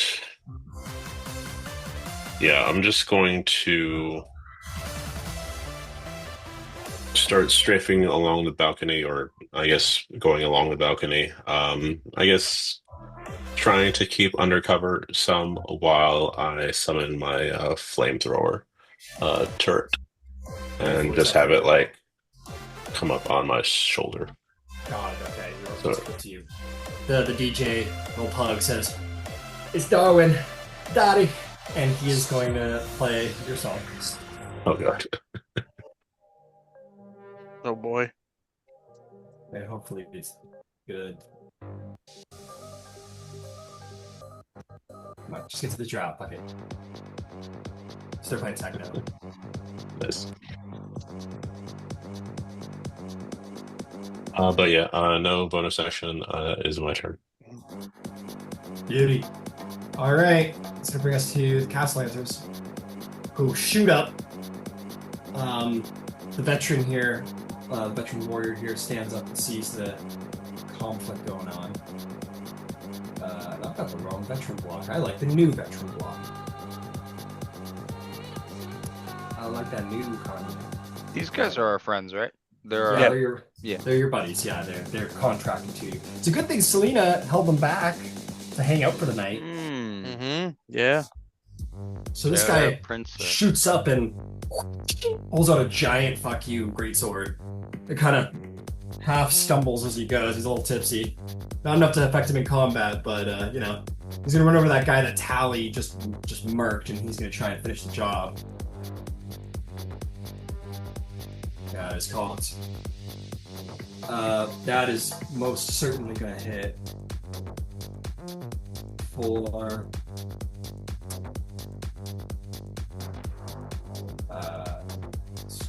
Just be 11 points of damage. And he just cuts down that guy, stumbles over his body, he's going to help Tally the second guy. Goes, "Don't worry, boss, I'm here to help." He's going to swing along his weapon. That's going to be 10 damage after the hit, which is going to hit for 18 additional damage to the bad guy. That's going to bring us to Benrig. Yes.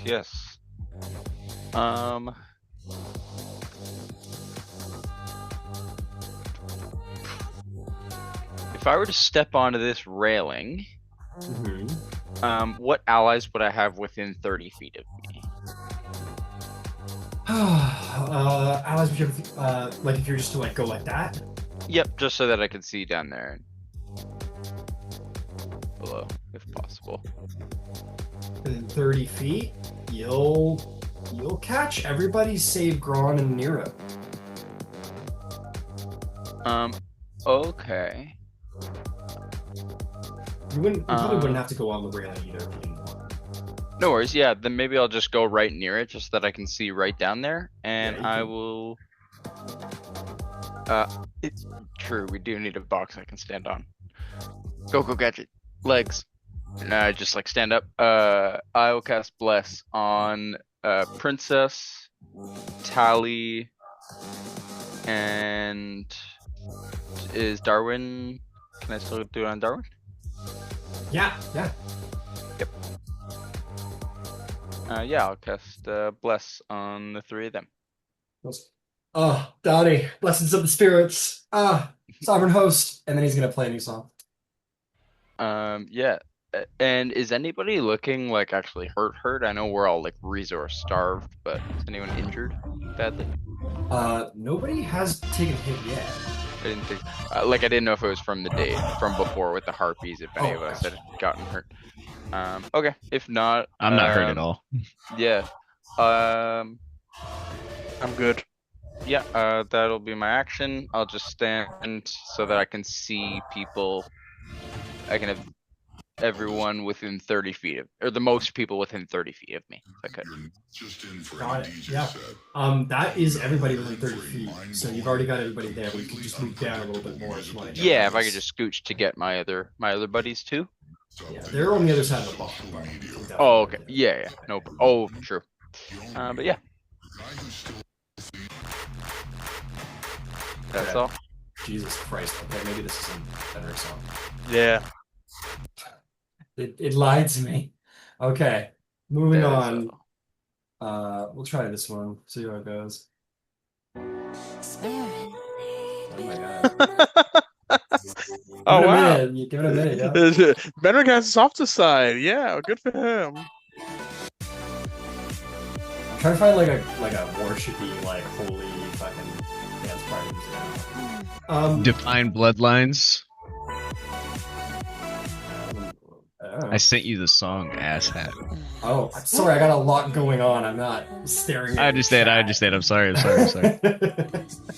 Sepia's out there just fucking like, why are they playing all this good music? And she'll turn around and be like, oh fuck, we're gonna fight. And she's gonna turn around, she's gonna enter the fray. She's gonna move to the... God, that's a lot of bad guys over there. 30 feet. Let's give this one a shot. Let's get this one out of the way because we know it won't work. You know, fuck it. She keeps dancing. She's like, fuck it. Just keeps going. But she can cast spells from this far away. She's gonna target the head Boromar person and cast full person. Nice. Holy fuck, full person works. Nice. That's nuts. So on the back of a raptor, she's just like, and she just like casts the magic and like keeps dancing. And that's gonna be her turn. The tops are like, fuck that. And they're gonna charge. This one's running over here. They go that way. How fast are the clawfoot? Fast. Get out 40-footer. Come here, you rider.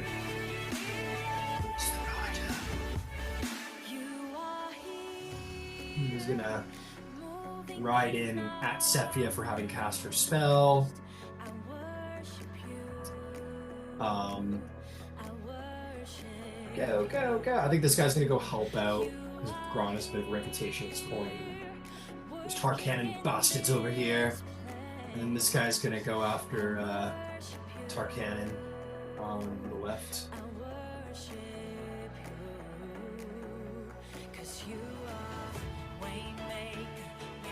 Okay, now let's do all the attacking.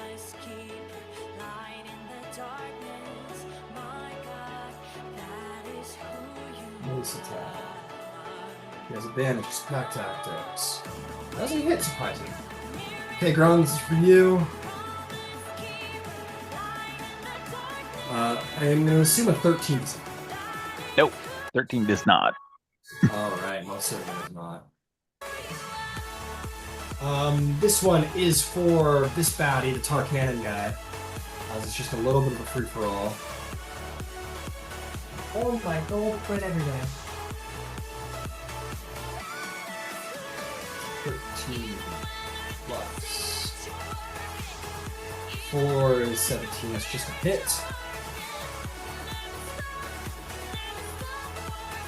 I'm back on the regular phone. Oh, it's on. Much better. Okay. That will hit our Durgar. That's going to be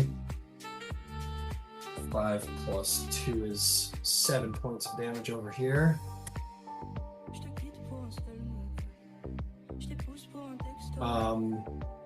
He will have let his guy. No, they had to go engage first, so that's fine. Okay, this one's gonna go attacker. Oh, Mr. Personal. I've already done that one. And this last guy is gonna attack this person. So 17, which is going to hit for 4 points of damage over here. Like I said, Boromar is not as equipped for battle as Tarkanan is, which brings us to their turn. These guys go, fuck that, and they're gonna run over here, dispensing with the magic for the moment. Then they're gonna start blasting away with short swords. That's for this guy. Oh, easy peasy. Jumps over onto this table, then onto this table, hitting a flank. 2 of them will go for it now. That's a hit. That is a hit. We've got Poison Blaze here, so it's going to be 9, 11. That's going to be 14 damage to our boy here. However, he is tough. So, second attack. 5, 10 is another 14 damage.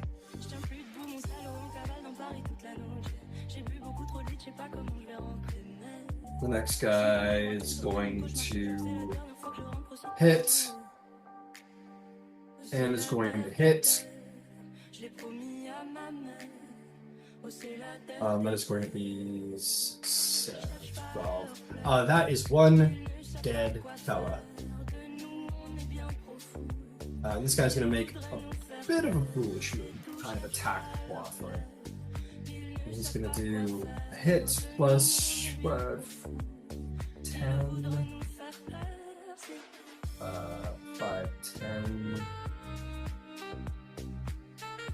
16 damage to the Waffler.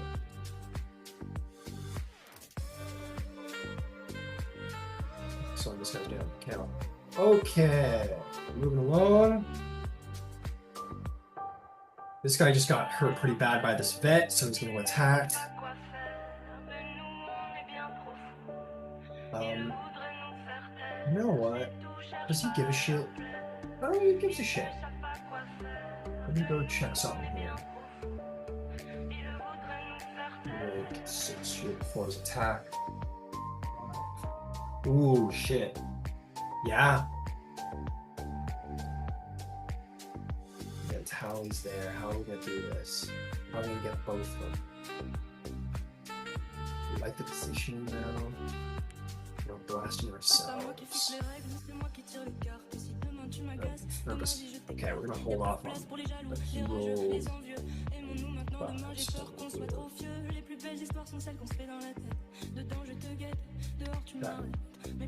Okay, short sword attacks. Sorry, I was just doing a little terminating of something here.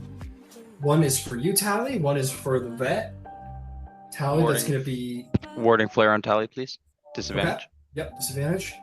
That is going to... It's still going to be pretty high. It's going to be a modified 20 on Tally. Sorry, buddy. 6. So it's going to be... Oh, good.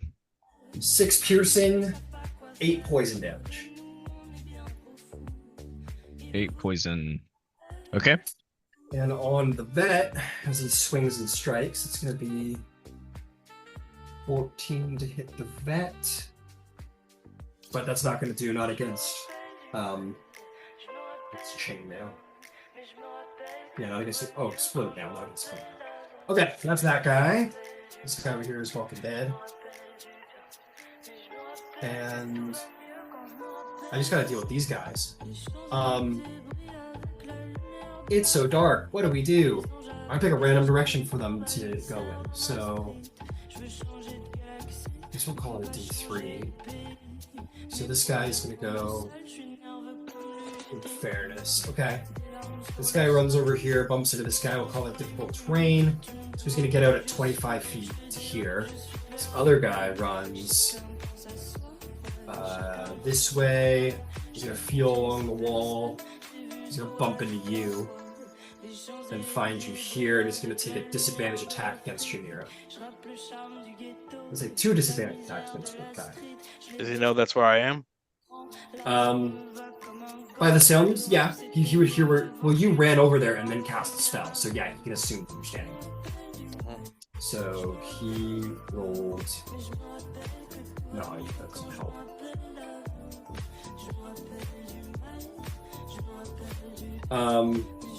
Disadvantage. It's gonna be 15 to hit. Shield. Shield, okay, doesn't hurt. And second attack is going to be 17 to hit. I still have the shield up, so So misses? yeah, it misses. Okay, excellent. He tries to slash you twice, but he's too blind and you're too shielded. This guy got out. He was here. I said it was 25 to get out. Let's see what this guy's power is.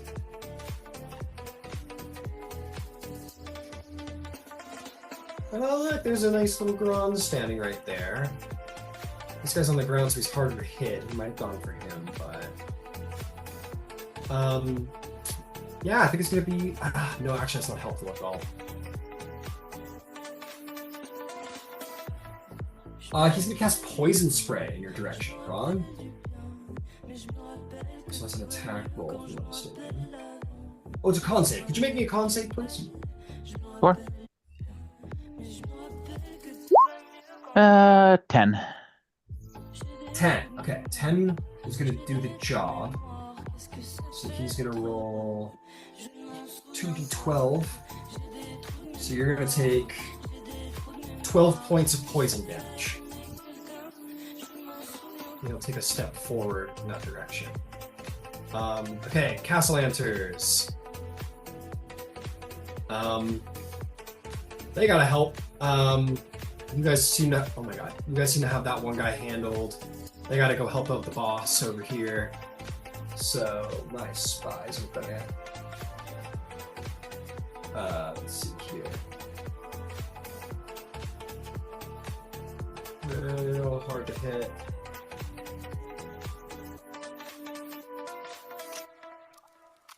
This guy's gonna run. Can we even get sneak attack? No, so there's no point.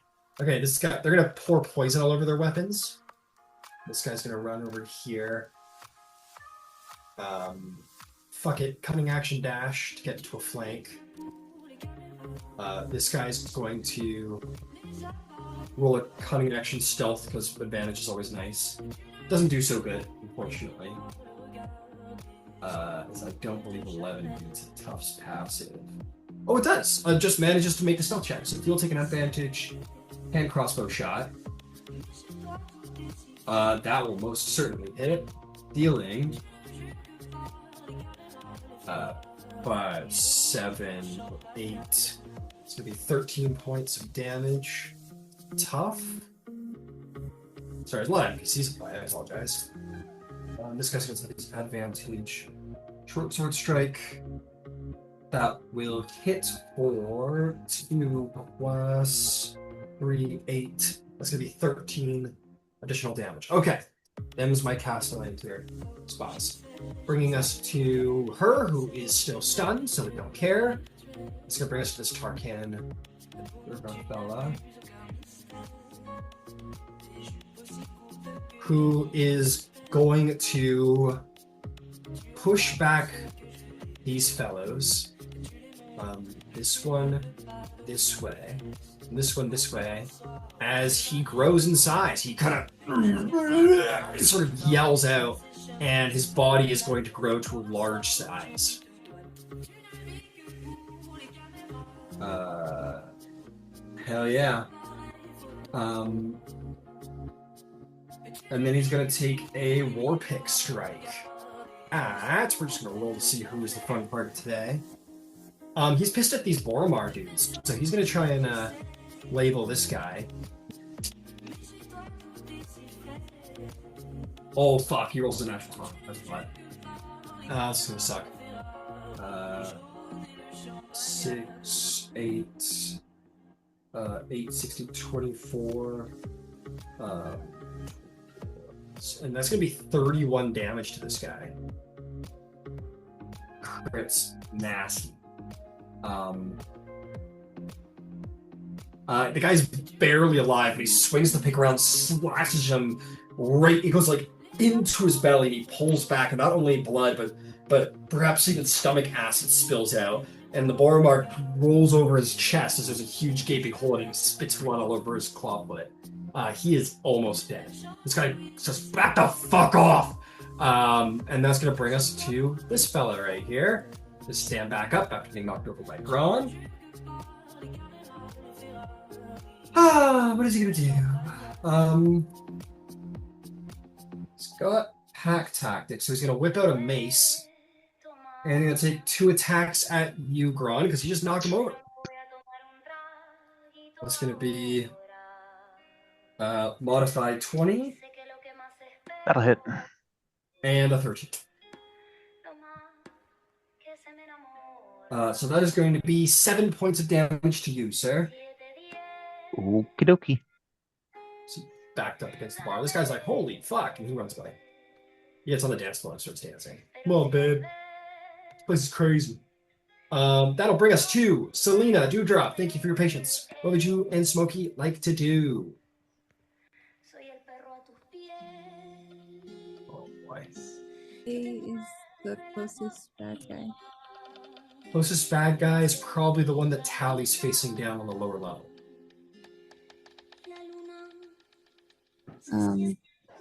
How badly hurt does it look? Let's find out. He's Not bloodied. Sorry? Oh, I thought he crit on it. No, that was another guy. Oh. But you could go get in the melee with him if you wanted. Yeah, can I flank?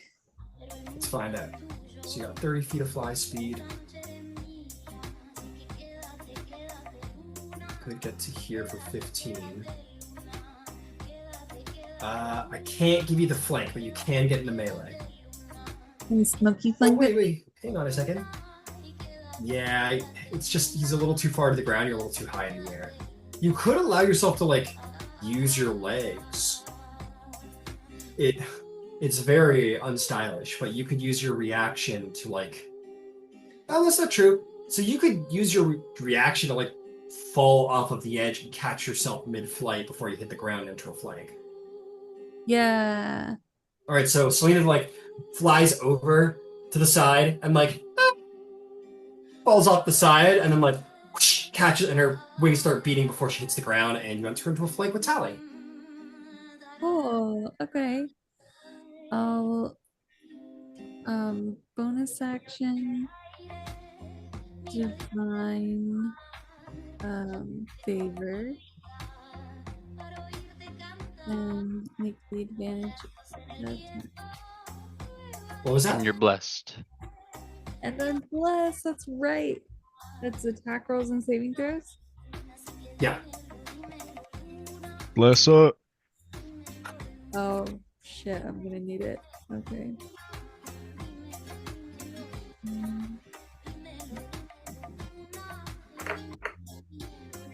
Does 15 hit? A 15 does hit. Wow. Okay. Cool. That saved me. Thank you, Benrick.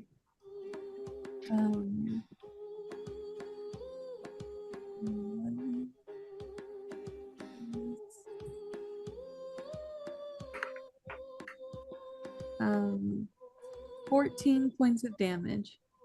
Ooh. You bash this Tarkanan assassin over the back of the head. He is suddenly bleeding out of his nose and out of the back of his head. He is pretty hurt. He's bloodied. Incredible. That's my turn. Magnificent. Nero, you're up to bat. You're locked in melee, but he Smokey can't. gets to go. Oh, I am so fucking sorry. Holy shit. You Smokey, forgot it's Smokey's turn. Smokey. How could I? Smokey, it's her turn. What does she do? Oh, I get to choose? Sure. Oh, I guess that's right. I would decide. Yeah. Okay. I can choose, that's fine. All right, go. Cool. I want her to attack. Well, where's Nero? Nero's on the other side of the club. Oh, never mind. But Smokey's fast as fuck, keep in mind. Oh, She's got that 50 feet of speed and she can bonus action dash. So she can just fly across the fucking. Could probably leap to the DJ booth. Yeah, she could leap to the DJ booth and then enter into the black darkness that Nero's created. oh, she can't even see Nero. Never No, mind. she can't see Nero, yeah. Yeah. She can't see Gron getting beat up. Yeah, let's send her over to Gron and give Gron the help action. She runs 15 feet up onto the ledge. Give me a little acrobatics check to see if she lands safely. DC 15. Okay. Or athletics, your choice. Whichever. Oh, athletics. 11. Oh no. For fun, take advantage. Cats always land on their feet. Let's see if she can do it. Yeah, let's see. She's pretty good at hopping off of the counter. I mean, the ledge. 12. Apparently not. She falls down a little bit. Oops. She takes 5 points of bludgeoning damage. She hits the table. These guys are like, and she's like scrambling on the table and knocking mugs over and shit. She like sees a phone in particular and swipes it off the table. He's like, oh, my phone! And she will, like it's a personal insult to her somehow. And she runs across, bonus action dash, makes it all the way over to Gron. 55, so 60, 70. She's used 75 feet. She has 25 feet left. Who does she want to attack? Oh no, she's gonna give Gron the help action. Oh, okay, she goes over. So which enemy? So you can either help action works two ways. And you give Gron advantage on a skill check, or you could go distract a bad guy to give Gron advantage on the next attack roll.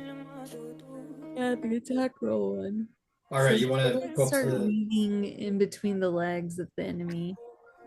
All right. You want the guy on the. Which guy are you giving him advantage to? Whichever one looks more damaged. All right, this guy is a. Let's hit the guy that Gron is already messing with. So she comes over and kind of purrs and moves across, and he's like, "What the fuck?" And is deeply distracted by this very affectionate cat. Kind of headbutts him affectionately, and he's like, "Oh." And that'll bring us to Nero's turn. Nero, you're up to bat. What do you do? Okay. Can I get away from this guy and get on stage?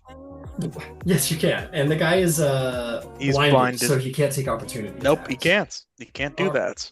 Okay, what is your strength modifier? What's your strength modifier?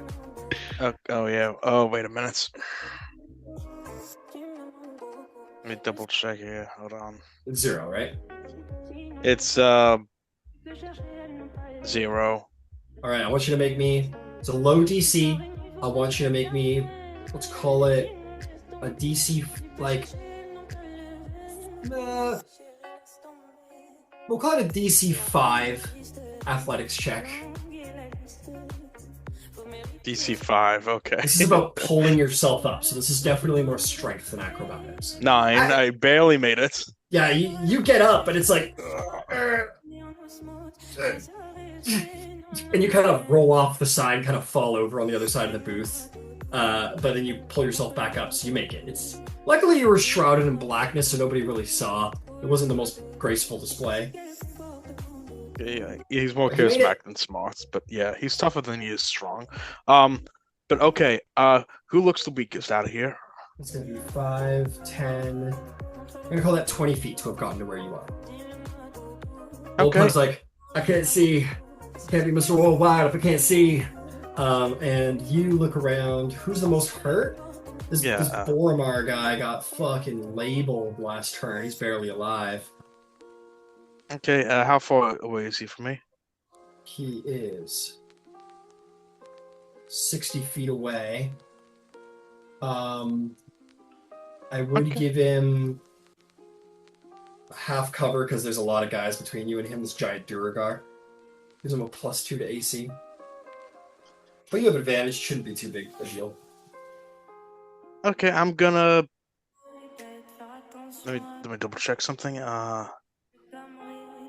Okay, it's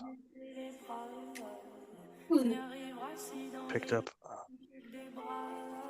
I'm gonna suppose level. Okay. In that case, I'm gonna cast twin spell for my chaos bolt. Cool. Who's getting it? That one guy over there. All right. That one injured guy, and also that big, and also the how far away is the? No, wait, I have advantage already. And the big ugly guy. Yeah, the giant Duragar. Sure. Yeah. Okay, yeah. Go for it. You have advantage on both.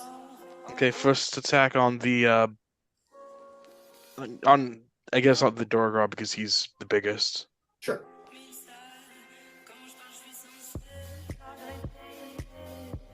There's a 15 hits. Just shy. I'm sorry to say. Yeah, okay. He just doesn't even notice it, but you just kind of clip his shield and he barely gets around it. Okay, the guy behind him.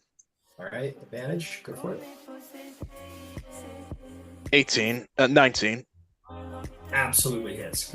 He's dead. He had 1 hit point left. Okay, yeah, that was acid damage. All right, yeah, you burn him and he gets blasted off the back of his raptor, his claw. Sharp claw. Well done. Okay. That's 1. Good job. No problem. All right, anything else? I did nothing else. Nothing else I can really do with my bonus action here. So I'm just gonna hang tight. Fantastic.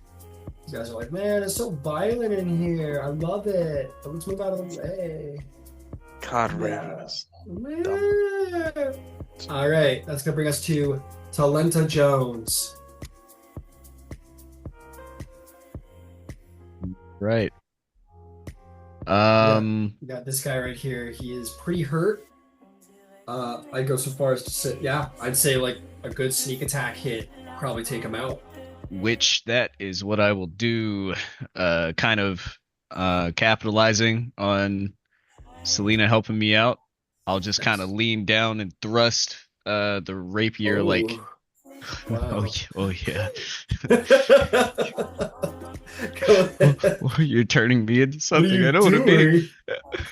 What are you? No. Step Talenta, what are you doing? No. But yeah, he like kind of leans into it. I can't even. And he fucking stabs the guy in the face, man. Oh yeah. And then you put some fucking sound effects. I did? No, not you. My computer is being so slow. Oh, that's an advantage. I'll crit fish. Yeah. Pretty sure that hits. Oh yeah, it hits. 20 fave. 20 fave, roll the damage, you got sneak attack, maybe. Aye, that I do. And then 2d6. Dude, shit rolls. 3 and 1 on the sneak attack. That'll be 13 damage. All right. And with that, he turns around and you thrust your rapier right into his mouth. And it goes out the back of his head. And he slips off the end of your blade, slick with blood, and he falls dead.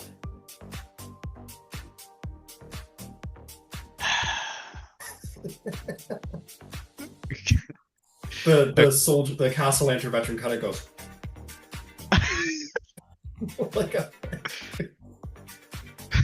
You turned him? Did you turn him when I looked away Yeah. to where he was looking at?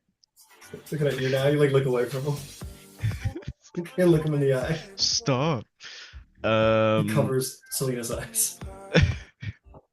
Could I just do a bonus action? Yeah, you got movement and a bonus action. What do you want to do with them? A cunning action. Hide. Sure, you pounce off at the table and behind it, sort of like, against the back of the rapier, kind of like back the table, get a little cover from under the table. Go ahead and roll a stealth check. I don't use cunning action nearly as often as I should. That's the bread and butter of a rogue, baby. Shit. Yeah. 27 stealth. Yeah, you completely disappear into the shadows of the strobe. Did you say disrobe? Of the strobe. Oh. It's a nightclub, so strobe, right? Strobe Sorry. You get invisible by completely getting naked. Basically. You're stealthy because nobody is looking, so like, oh. When they don't know if you're next to That's my superpower. like I'm always naked. flashing. Alright, well done, Talenta. That'll bring us to Gron's turn. Gron, you're in the thick of things, my friend. I'm gonna ask for a little adjudication for flavor purposes. Absolutely. Gron has the poisoner feat. Fuck yeah. The Targanin guy just spat poison all over him. Gron Okay. would like to just wipe down the side of his face and smear it Oh, on the absolutely. on Absolutely the flavor-wise. axe, and then we're gonna take a swing at the dwarf. Got it. I'll say that you like recognized the thing, and you even like maybe put the blade to like you're like, I'm gonna take it. There's no way to get around it, but I'm gonna use it too. And so it splatters across your blade. Carry through the momentum. Go for it. And I'm gonna give myself advantage because I'm feeling lucky. Well, as a reminder, you Smokey is providing you advantage against the Oh, dwarf. You were that's even better. fantastic. I don't have to feel lucky then. Nice. I'll fish. AC 24. Oh, you got it. Okay. We'll start with the axe damage, which is 10, Ow. and a DC 13 con save or fall back down on the ground. He just managed to keep his footing, but barely. 10 damage. You Okay. 10 points, DC 13. said? 10 points. Got it. So he beats the DC just barely. He puts his crossbow arm on the table, but he does take the 10 damage. Okay. But we're not done because I have got all sorts of stuff that I'm going to be adding. Nice, nice. Poisoner is going to let me give him an extra special bonus. I just have to scroll down to where it is. Poisoner, there it is. And he can make a con save, DC 13. It's a natural 19 on the dice. Okay, so is that save or suck? I gotta look.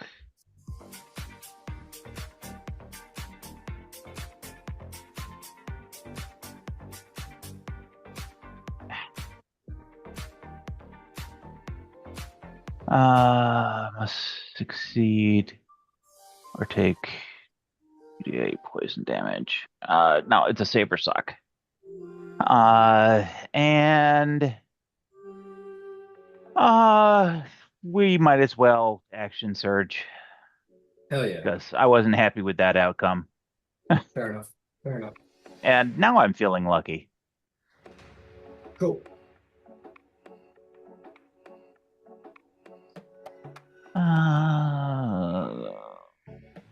Roll back up.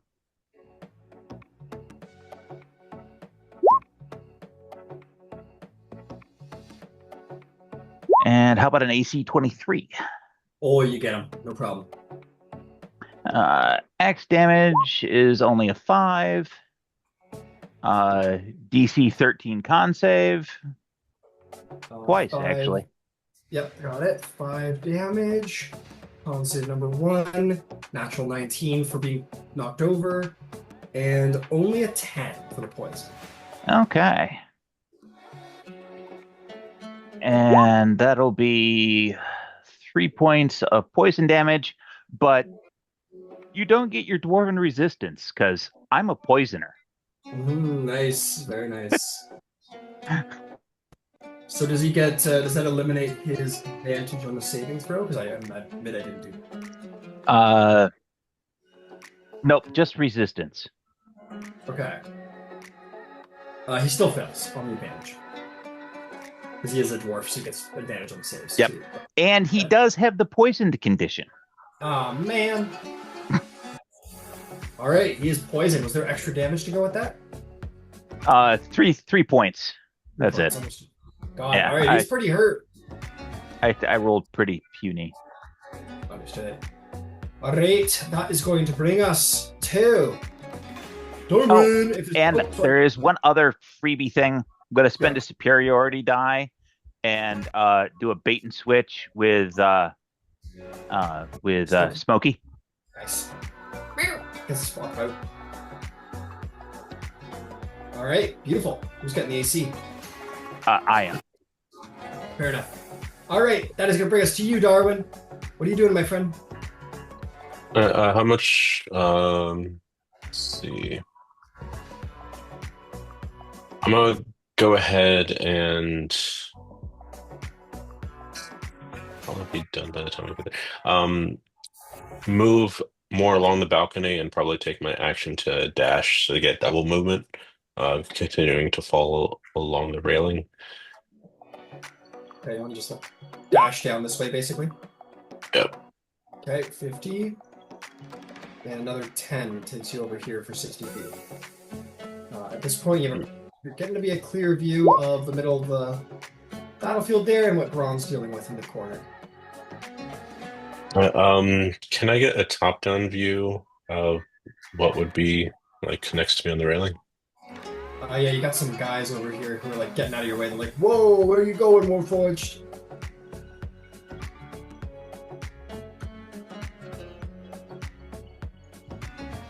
Did just let's see, the Raptor and the Arcanan Assassin. Is one of the assassins already dead, or is he underneath the balcony? All you can see is this guy up on the table and his Raptor that's going a little crazy right now. This lady ran away. My flamethrower turret will walk, let's say like 10 feet along this railing and hang over the side and blow a 15-foot cone straight down on the two enemies. All right. 15 foot, you said? Yep. Okay.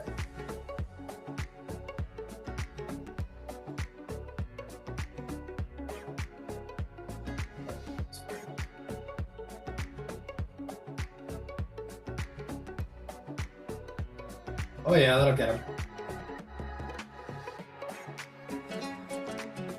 Oh yeah. Beautiful. What do you need from me? A deck save? Yes. Hold on, I think I. Oh no, sorry, that's the wrong one. It's 14 deck save. Sorry.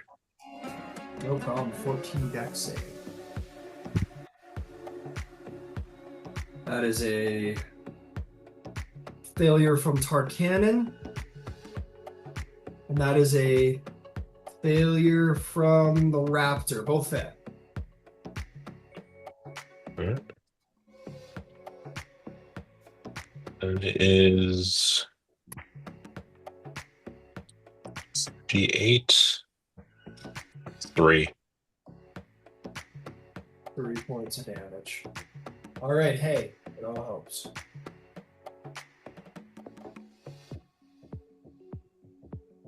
Put a little some stuff's been lit on fire.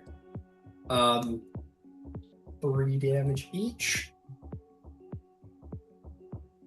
Magnificent. Is there anything else you'd like to do? That's it. All right, well done, Darwin. That's going to bring us to Castellan's veteran here. He's going to look around for a target.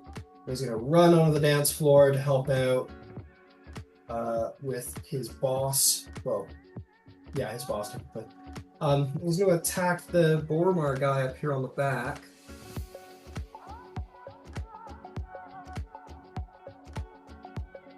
That'll hit. The second attack will miss. 6, 9 points of damage. That'll take out Mr. Boromar, but he does miss the clawfoot. Doesn't manage to strike the clawfoot.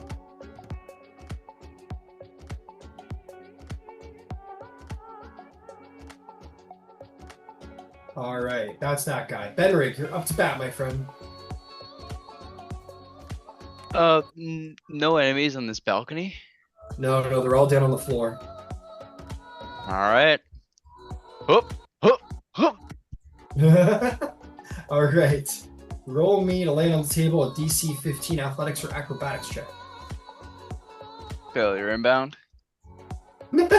Hey, wait. Actually, 16 acrobatics. We're like, failure inbound. Yeah. But you, so surprisingly, maybe it's because you've been adventuring a little bit now. Your body's starting to get used to everything, and you stick the landing. Nice.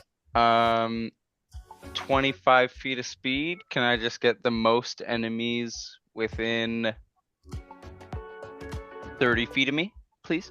Okay, so that would have been I imagine it's probably just like center stage. 5 feet to fall, so you could run 20 feet to here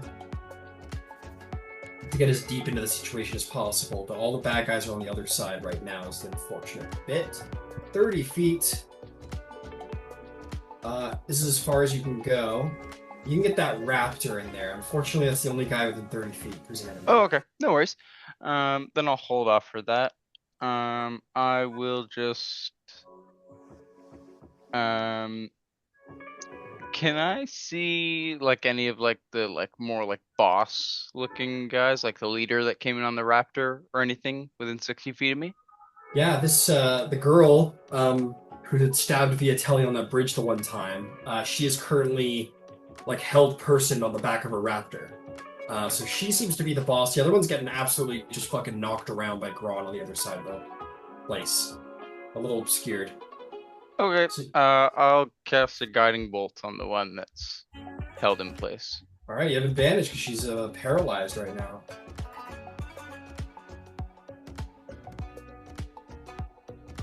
.22 to hit.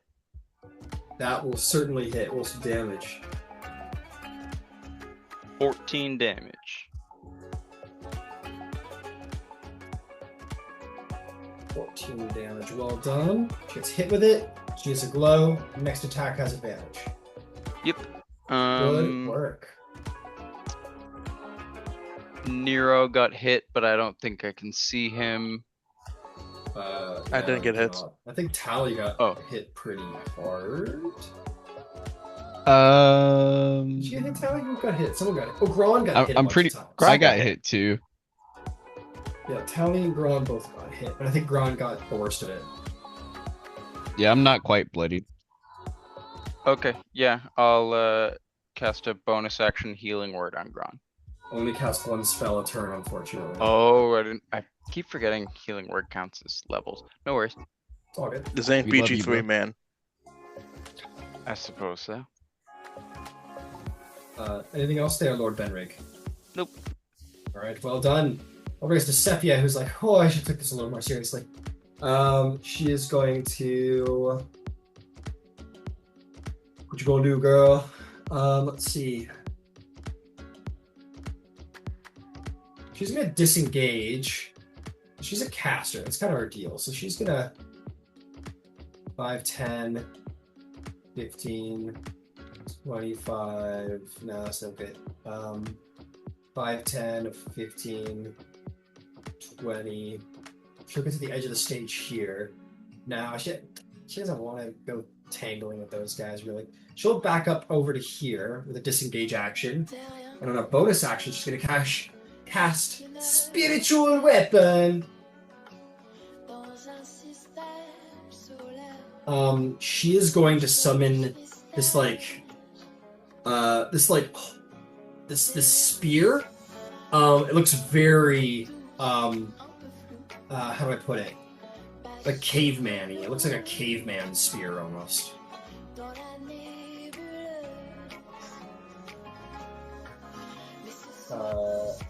Primal. Yeah, that's right. Thank you. That's very primal, very, very tribal looking spear. And okay, I can't find. Come on, give me a weapon. Give me a weapon to put on the field. Okay, I'll do the sword. My life easy. And it'll attack the raptor. And it misses entirely. Yeah. And that'll bring us to the Boromar Toughs.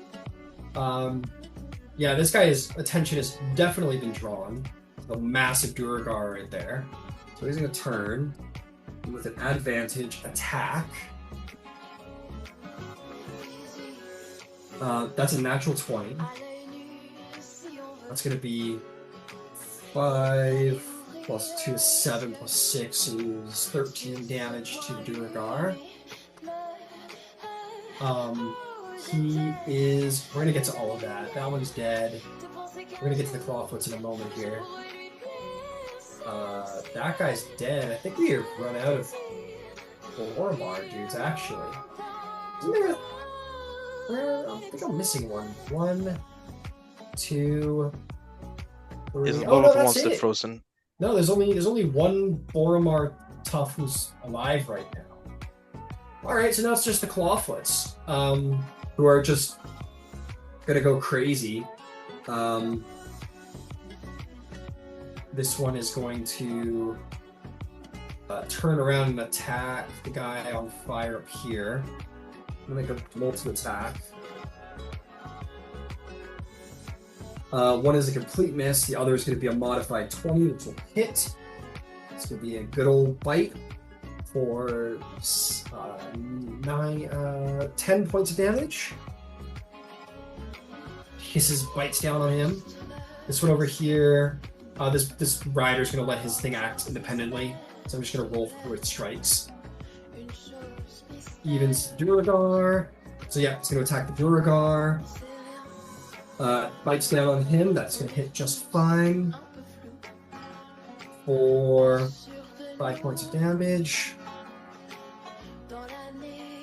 I believe that Duragar is barely hanging on. The Raptor is going to continue to try and fight him. That's going to be 11 plus 5 is 16. Just going to hit the bad guy.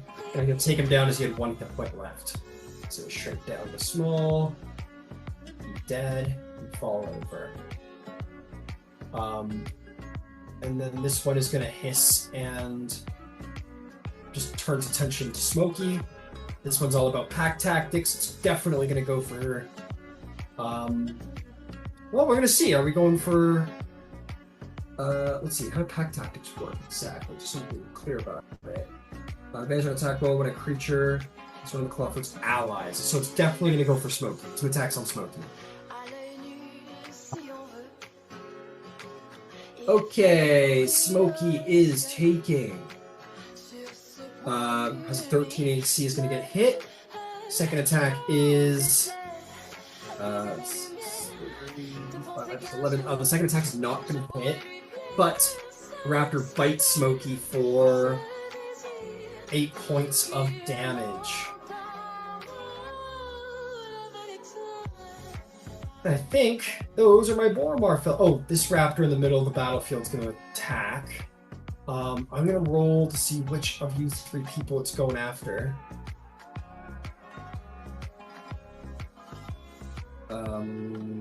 Eric starts screaming. He's going to go after the spy to start. It's going to be 8 times 13, which will hit the spy.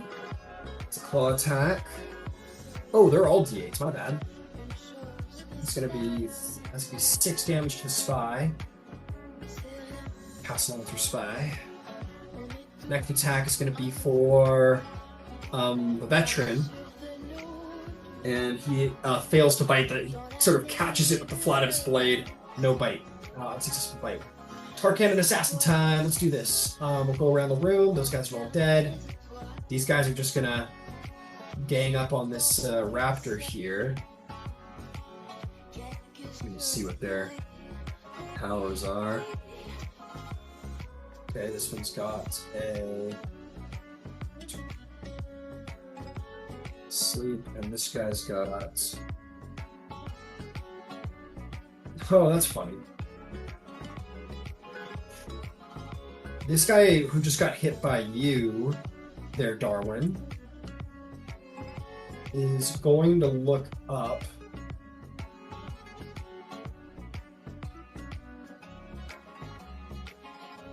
Oh, he can't get you. He can't get you. But he can get your little cannon. The sigil sort of sears and grows on his neck. And he points his hand up and casts burning flames on your cannon. Roll me a dex save, please.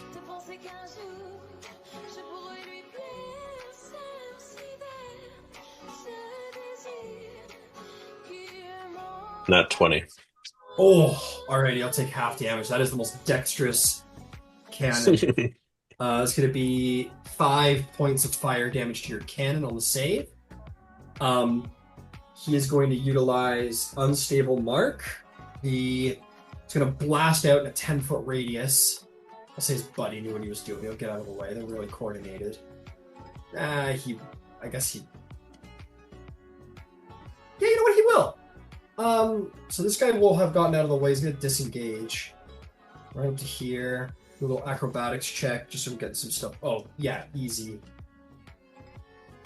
He's going to run up and jump on the railing right here and end his turn. Well, that would have just been his movement, so he'll just land there. We'll get to that in a moment. This guy Unstable Marks. Con save for the raptor, which is a success. And it's going to take 3 points of damage. And he's going to soak the opportunity attack from the raptor. It misses. Do an acrobatics check to climb up on the railing. And succeeds. Like acrobatically, like Assassin's Creed parkour shit. Like grabs the railing, climbs up, flips up on the top, does a little kickflip, and lands right there. And that is going to be that guy's turn. This guy is going to attack you twice, Darwin. One is going to be a 15. The other is going to be, let's call it, the other is going to be a 23 to hit. 23 hits. Okay. That is going to be 4 piercing damage. And because you're resistant to poison, 6 poison damage.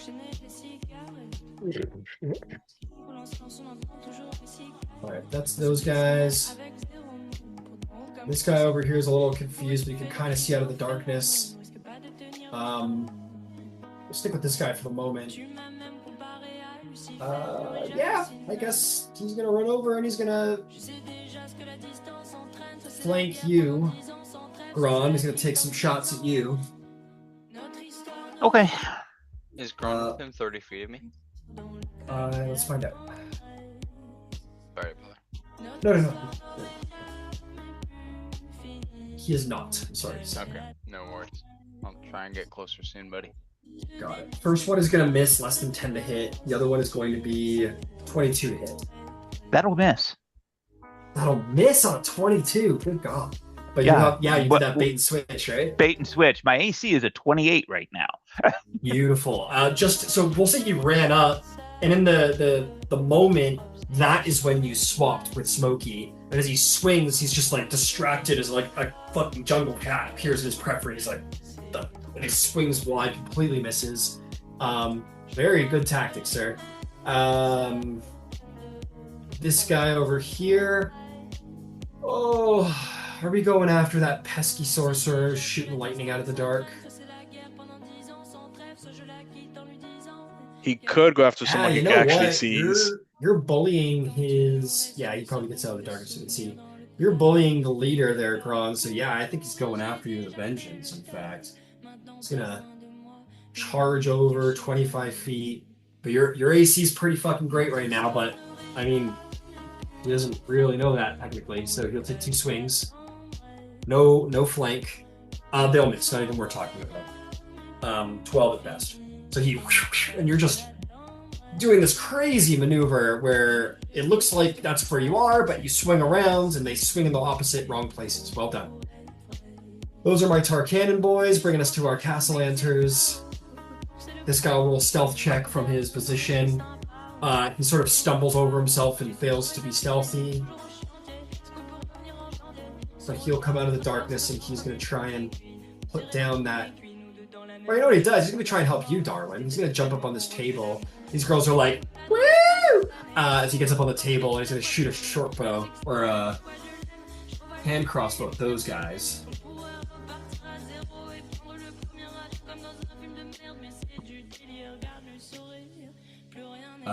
13 is a miss, I'm sorry to say.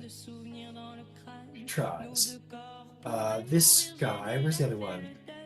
He's gonna keep the flank going as he runs over here. He's gonna take an advantage. Takes an advantage attack on the raptor. That's cocked. That's also cocked. 6. It's gonna be not great. It's an 11 to hit, but yeah, that does not hit. It's a little too swift for the strike. That's gonna bring us to this girl who is still fucking held personed. Roll wisdom saving throw can never turn. Actually, she broke it last turn. That was my mistake. I'm gonna let your thing happen, no problem, Benry. But in fairness, I didn't let her do that. So she's gonna be fairly angry. Who are we gonna attack? She's looking for a party member to hit. Yep, I think it's you, Benrig. Sorry to say. I did just throw light at her. Probably hurts though. She charges over. She bonus action dashes right up into your face. I think she'll kind of like come around a little bit here so as to get out of the way of the veteran. And she'll take her swashbuckler attacks against you. She'll just daggers and razor blades. And she like licks her razor blade and she like comes sailing over. You're like, what the fuck? And she will take 3 attacks at you. 2 rapier attacks to start. That's going to be... one's an 11. One is a 17. Miss. Damn, good job. And the other one misses as well. She is going to dismount with half of her speed. She'll bonus action disengage as she does so. And since she doesn't know where Tally is, she's gonna run 15 feet over here. And Tally, you want to take an opportunity attack on the Boromar boss who runs by and doesn't notice you? This is the... Oh, never mind. Okay. Yes. This is the Boromar, the like Boromar teenager with the razor blades who seems to be like in charge. That seems to be like a lieutenant. And she runs by and doesn't notice you because you rolled your crazy stealth check. She will regret that. All right, make an advantage attack. You'll get sneak attack if you hit. Advantage? Yep. Shikayate. And you're blessed also. Dude, I almost rolled another crit. I don't think I'll need it, but I will add D4. Yeah, but you're probably good. Yeah, 1d4. Just in case of some fuckery. That'll be a 23 to hit. Most certainly hits. Go ahead and take sneak attack on that. Well done.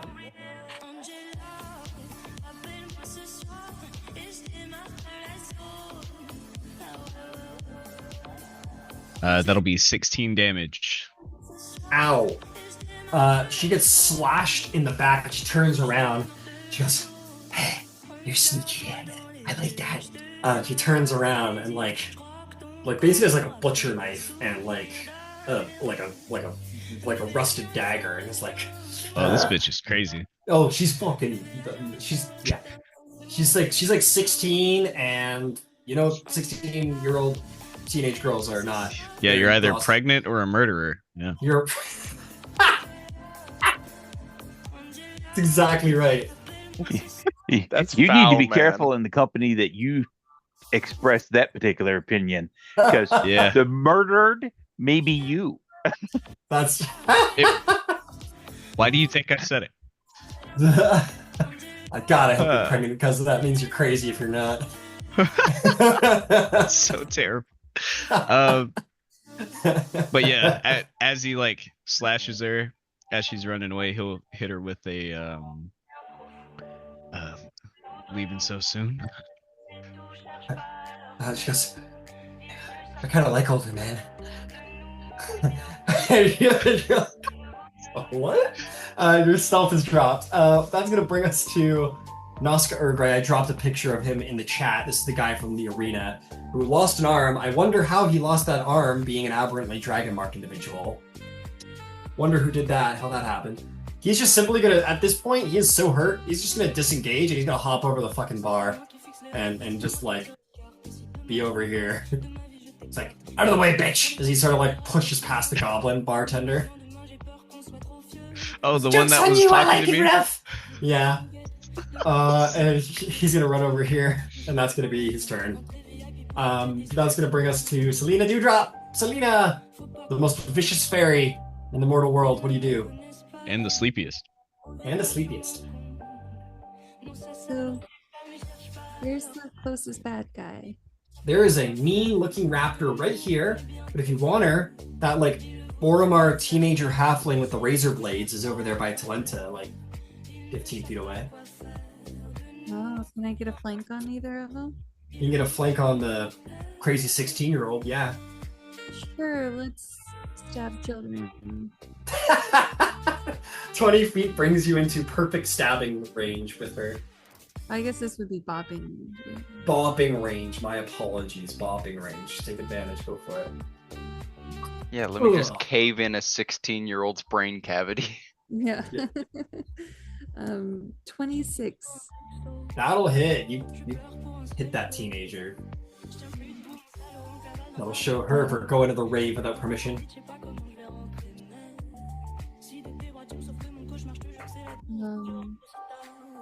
14 points of damage. You bash her in the back of the head. She's bloodied. She turns around. She goes, "You're very pretty. I'm gonna keep your wings on my mantle." Oh wow, she's crazy. Can I also use my bonus action to harness divine power? Absolutely. You too, fairy? I'll find out. That's my turn, yeah. All right, bring us to Nero's turn. Nero, you're on the block. Okay. Oh, fuck, Smokey. Sorry, Nero. You're right. Your turn. You keep forgetting the cat, dude. I keep forgetting the goddamn cat. You're getting yourself in trouble. Isn't Smokey dead? No, she better not be. She's not dead. She's just wounded. She took a whole 8 points of damage by getting bit by a Velociraptor. No, she took 5 points before that, and she had already taken damage. She only has 12 hit points left.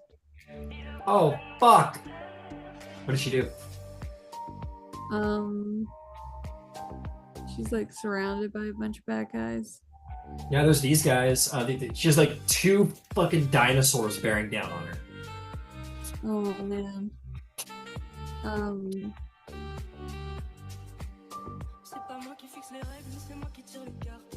Okay. We're gonna make an attack.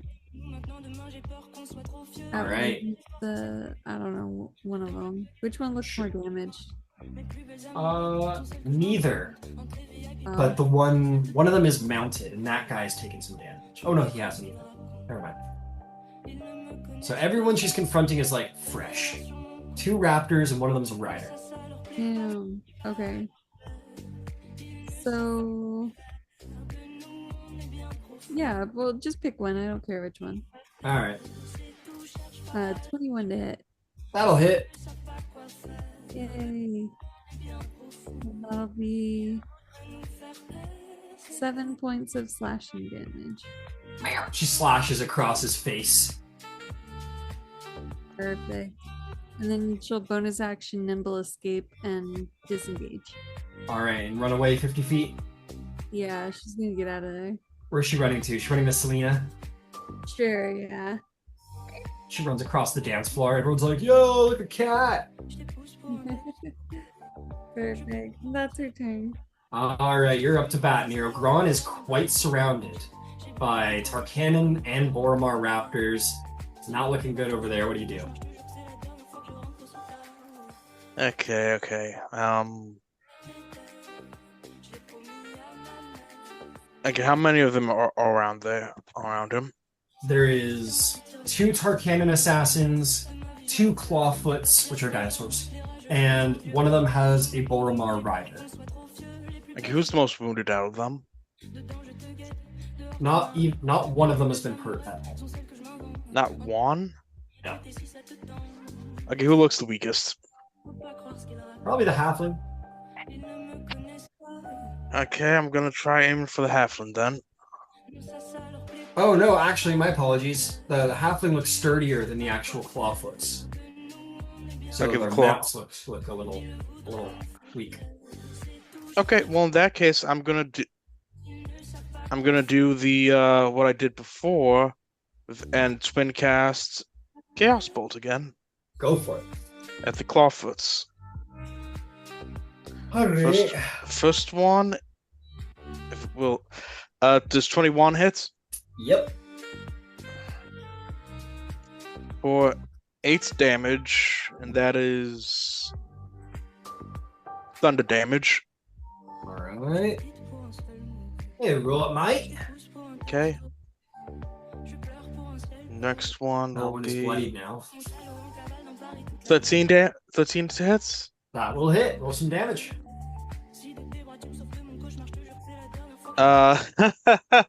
That'll be 16 thunder damage. Damn, that guy's almost dead too. Yeah, you pretty heavily wound the two raptors for sure. Nice. And that'll be the end of my turn, I guess. All right, that is going to bring us to Talenta Jones. Talenta, you are facing down this teenager. What do you do? Very unbalanced teenager. I'd say so.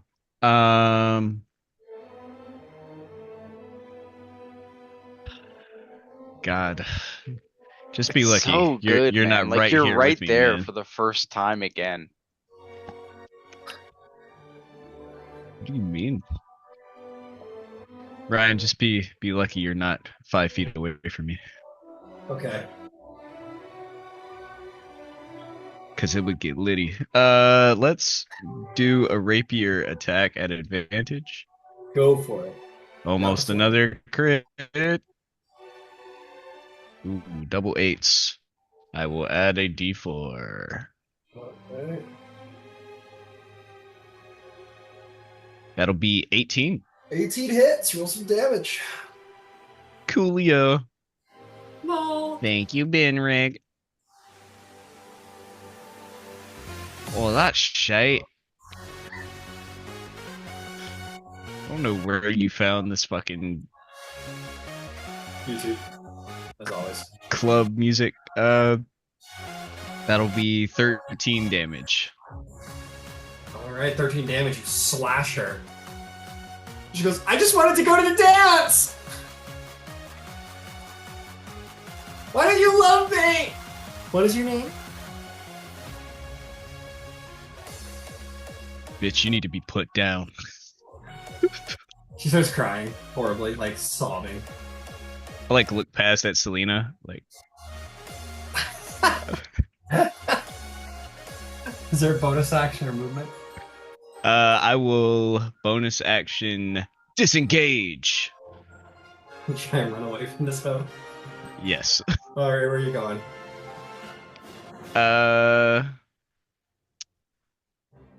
Would it be possible to use my whip to climb up? We can flavor it that way if you want to make an Okay. acrobatics check. Yeah, Cool, cool, cool. maybe an acrobatics check, or acrobatics or athletics. Okay. I rolled acrobatics for a total of 19. 19. Yeah, you managed to take a whip up there, and you like use it. You like run off of it and use the momentum to go up, and you catch the side of it, kind of pull yourself up, and you're standing on the railing at the top now. Got it. Or fuck that. Better yet, you're like you jump, you run up on the table, you jump off the table, you do the whip, you slide up, and you're like now hanging off the side of the railing with like one arm, the whip in the other hand, like you're a pirate or something. Hell yeah. She goes, "Where are you going? Come back! And I love you!" What the fuck? And I think he'll just hang out there. All right, Ron, my friend, you've been in stickier situations, but not much stickier. What do you do? Bonus action. We're going to second wind myself because Alright. that seems like a good choice. Prudent. Yep. I just gotta find where the dice are listed. Oh. It's like that cowboy bebop vibe, I think. A little bit. Bonus action. Second wind.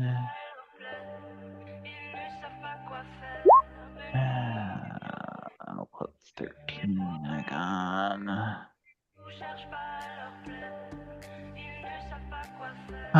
Bonus action. Action. I'm not real thrilled at where I'm standing. That's fair. I got a little space before the raptors are here. I'm going over the counter to hit the guy over there. So Alright. I'll take the attacks of opportunity. Ouch. All right, go for it. You run over here, jump over the counter. No problem there. I'll call that 20 feet right there. She goes, the goblin goes, "Oh, God," as you jump over the counter. And they will take short sword blade attacks at you. Warding flare. Let's Oh, see. too far probably. Yeah, Sorry. you're not My any bad. closer. It's Yeah, all good. my It's all bad. good. No worries. First attack is a 11 That'll miss. and 17. That'll miss. Okay, slashing the back of your armor or missing outright. Well done. AC 15. AC 15. Let me go get his block out. That will hit. Roll damage.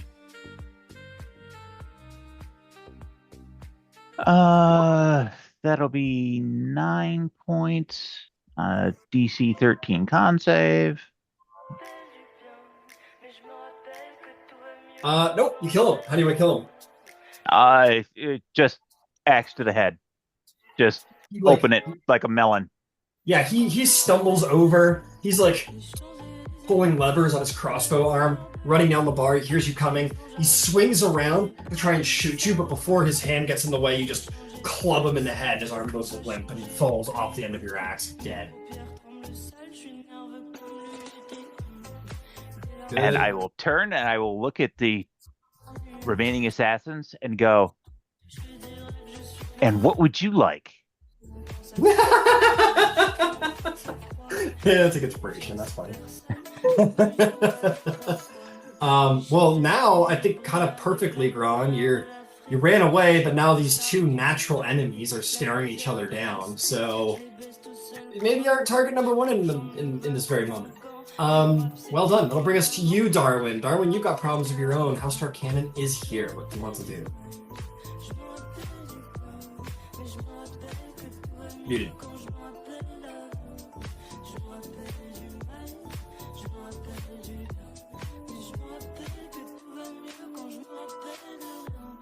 Sorry, I apologize. I didn't know I was on mute. I was asking how far away is the furthest assassin from me? The furthest of the two is... we're gonna call it 10 feet. It's technically 15. I gotta call it 15. I'm being correct about it. Right. I'm going to. I should. An opportunity attack is like a full attack from these guys, right? So it'd be like Right. 2 hits or just the one? No, Okay. just the one. Just the one.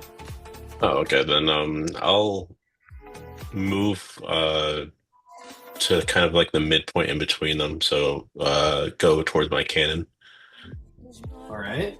So you do. That'll be 1 attack of opportunity on you, sir. Which is gonna miss. All right. Then I will cast Thunderwave.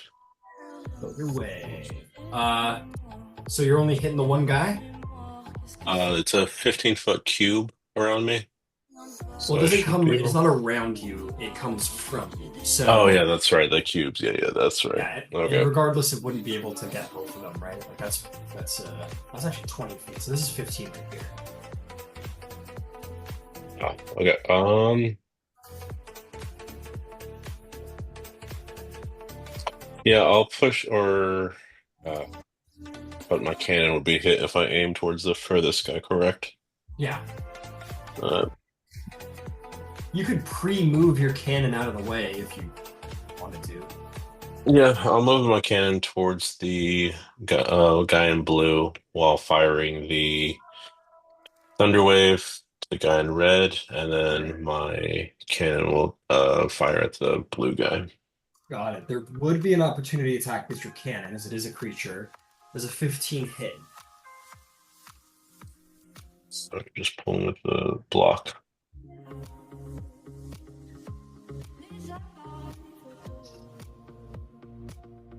No, it does not. No, nice. Cool. All right, moves over. You want to do a little fire at that guy. He is going to make I believe it's a dex save. Yeah, so the blue guy gets fire. It's 14. 21 to save against the fire. He'll take half.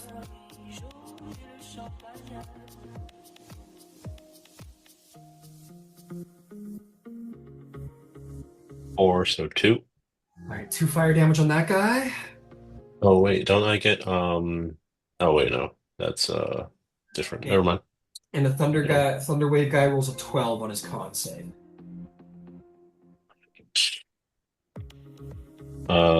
He fails. All right, he's knocked off the fucking railing for one. He'll take the full thunder damage, and he's not 10 feet away. Yeah, he's gonna fall 15 feet onto the ground below. I'm gonna give him disadvantage on the save to try and land on his feet. He fails, and he's gonna land prone. Take an extra D6 bludgeoning damage. And then it was 6 thunder damage, and then I'll roll another d6. Or are you rolling that? It takes 12 total damage. What's the D6 for?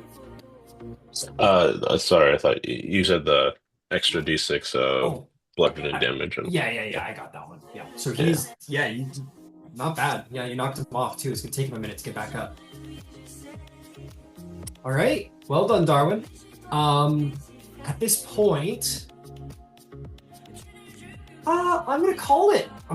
We're at 11:40, folks. We've gone over time a bit, but let's call the session there, and we will.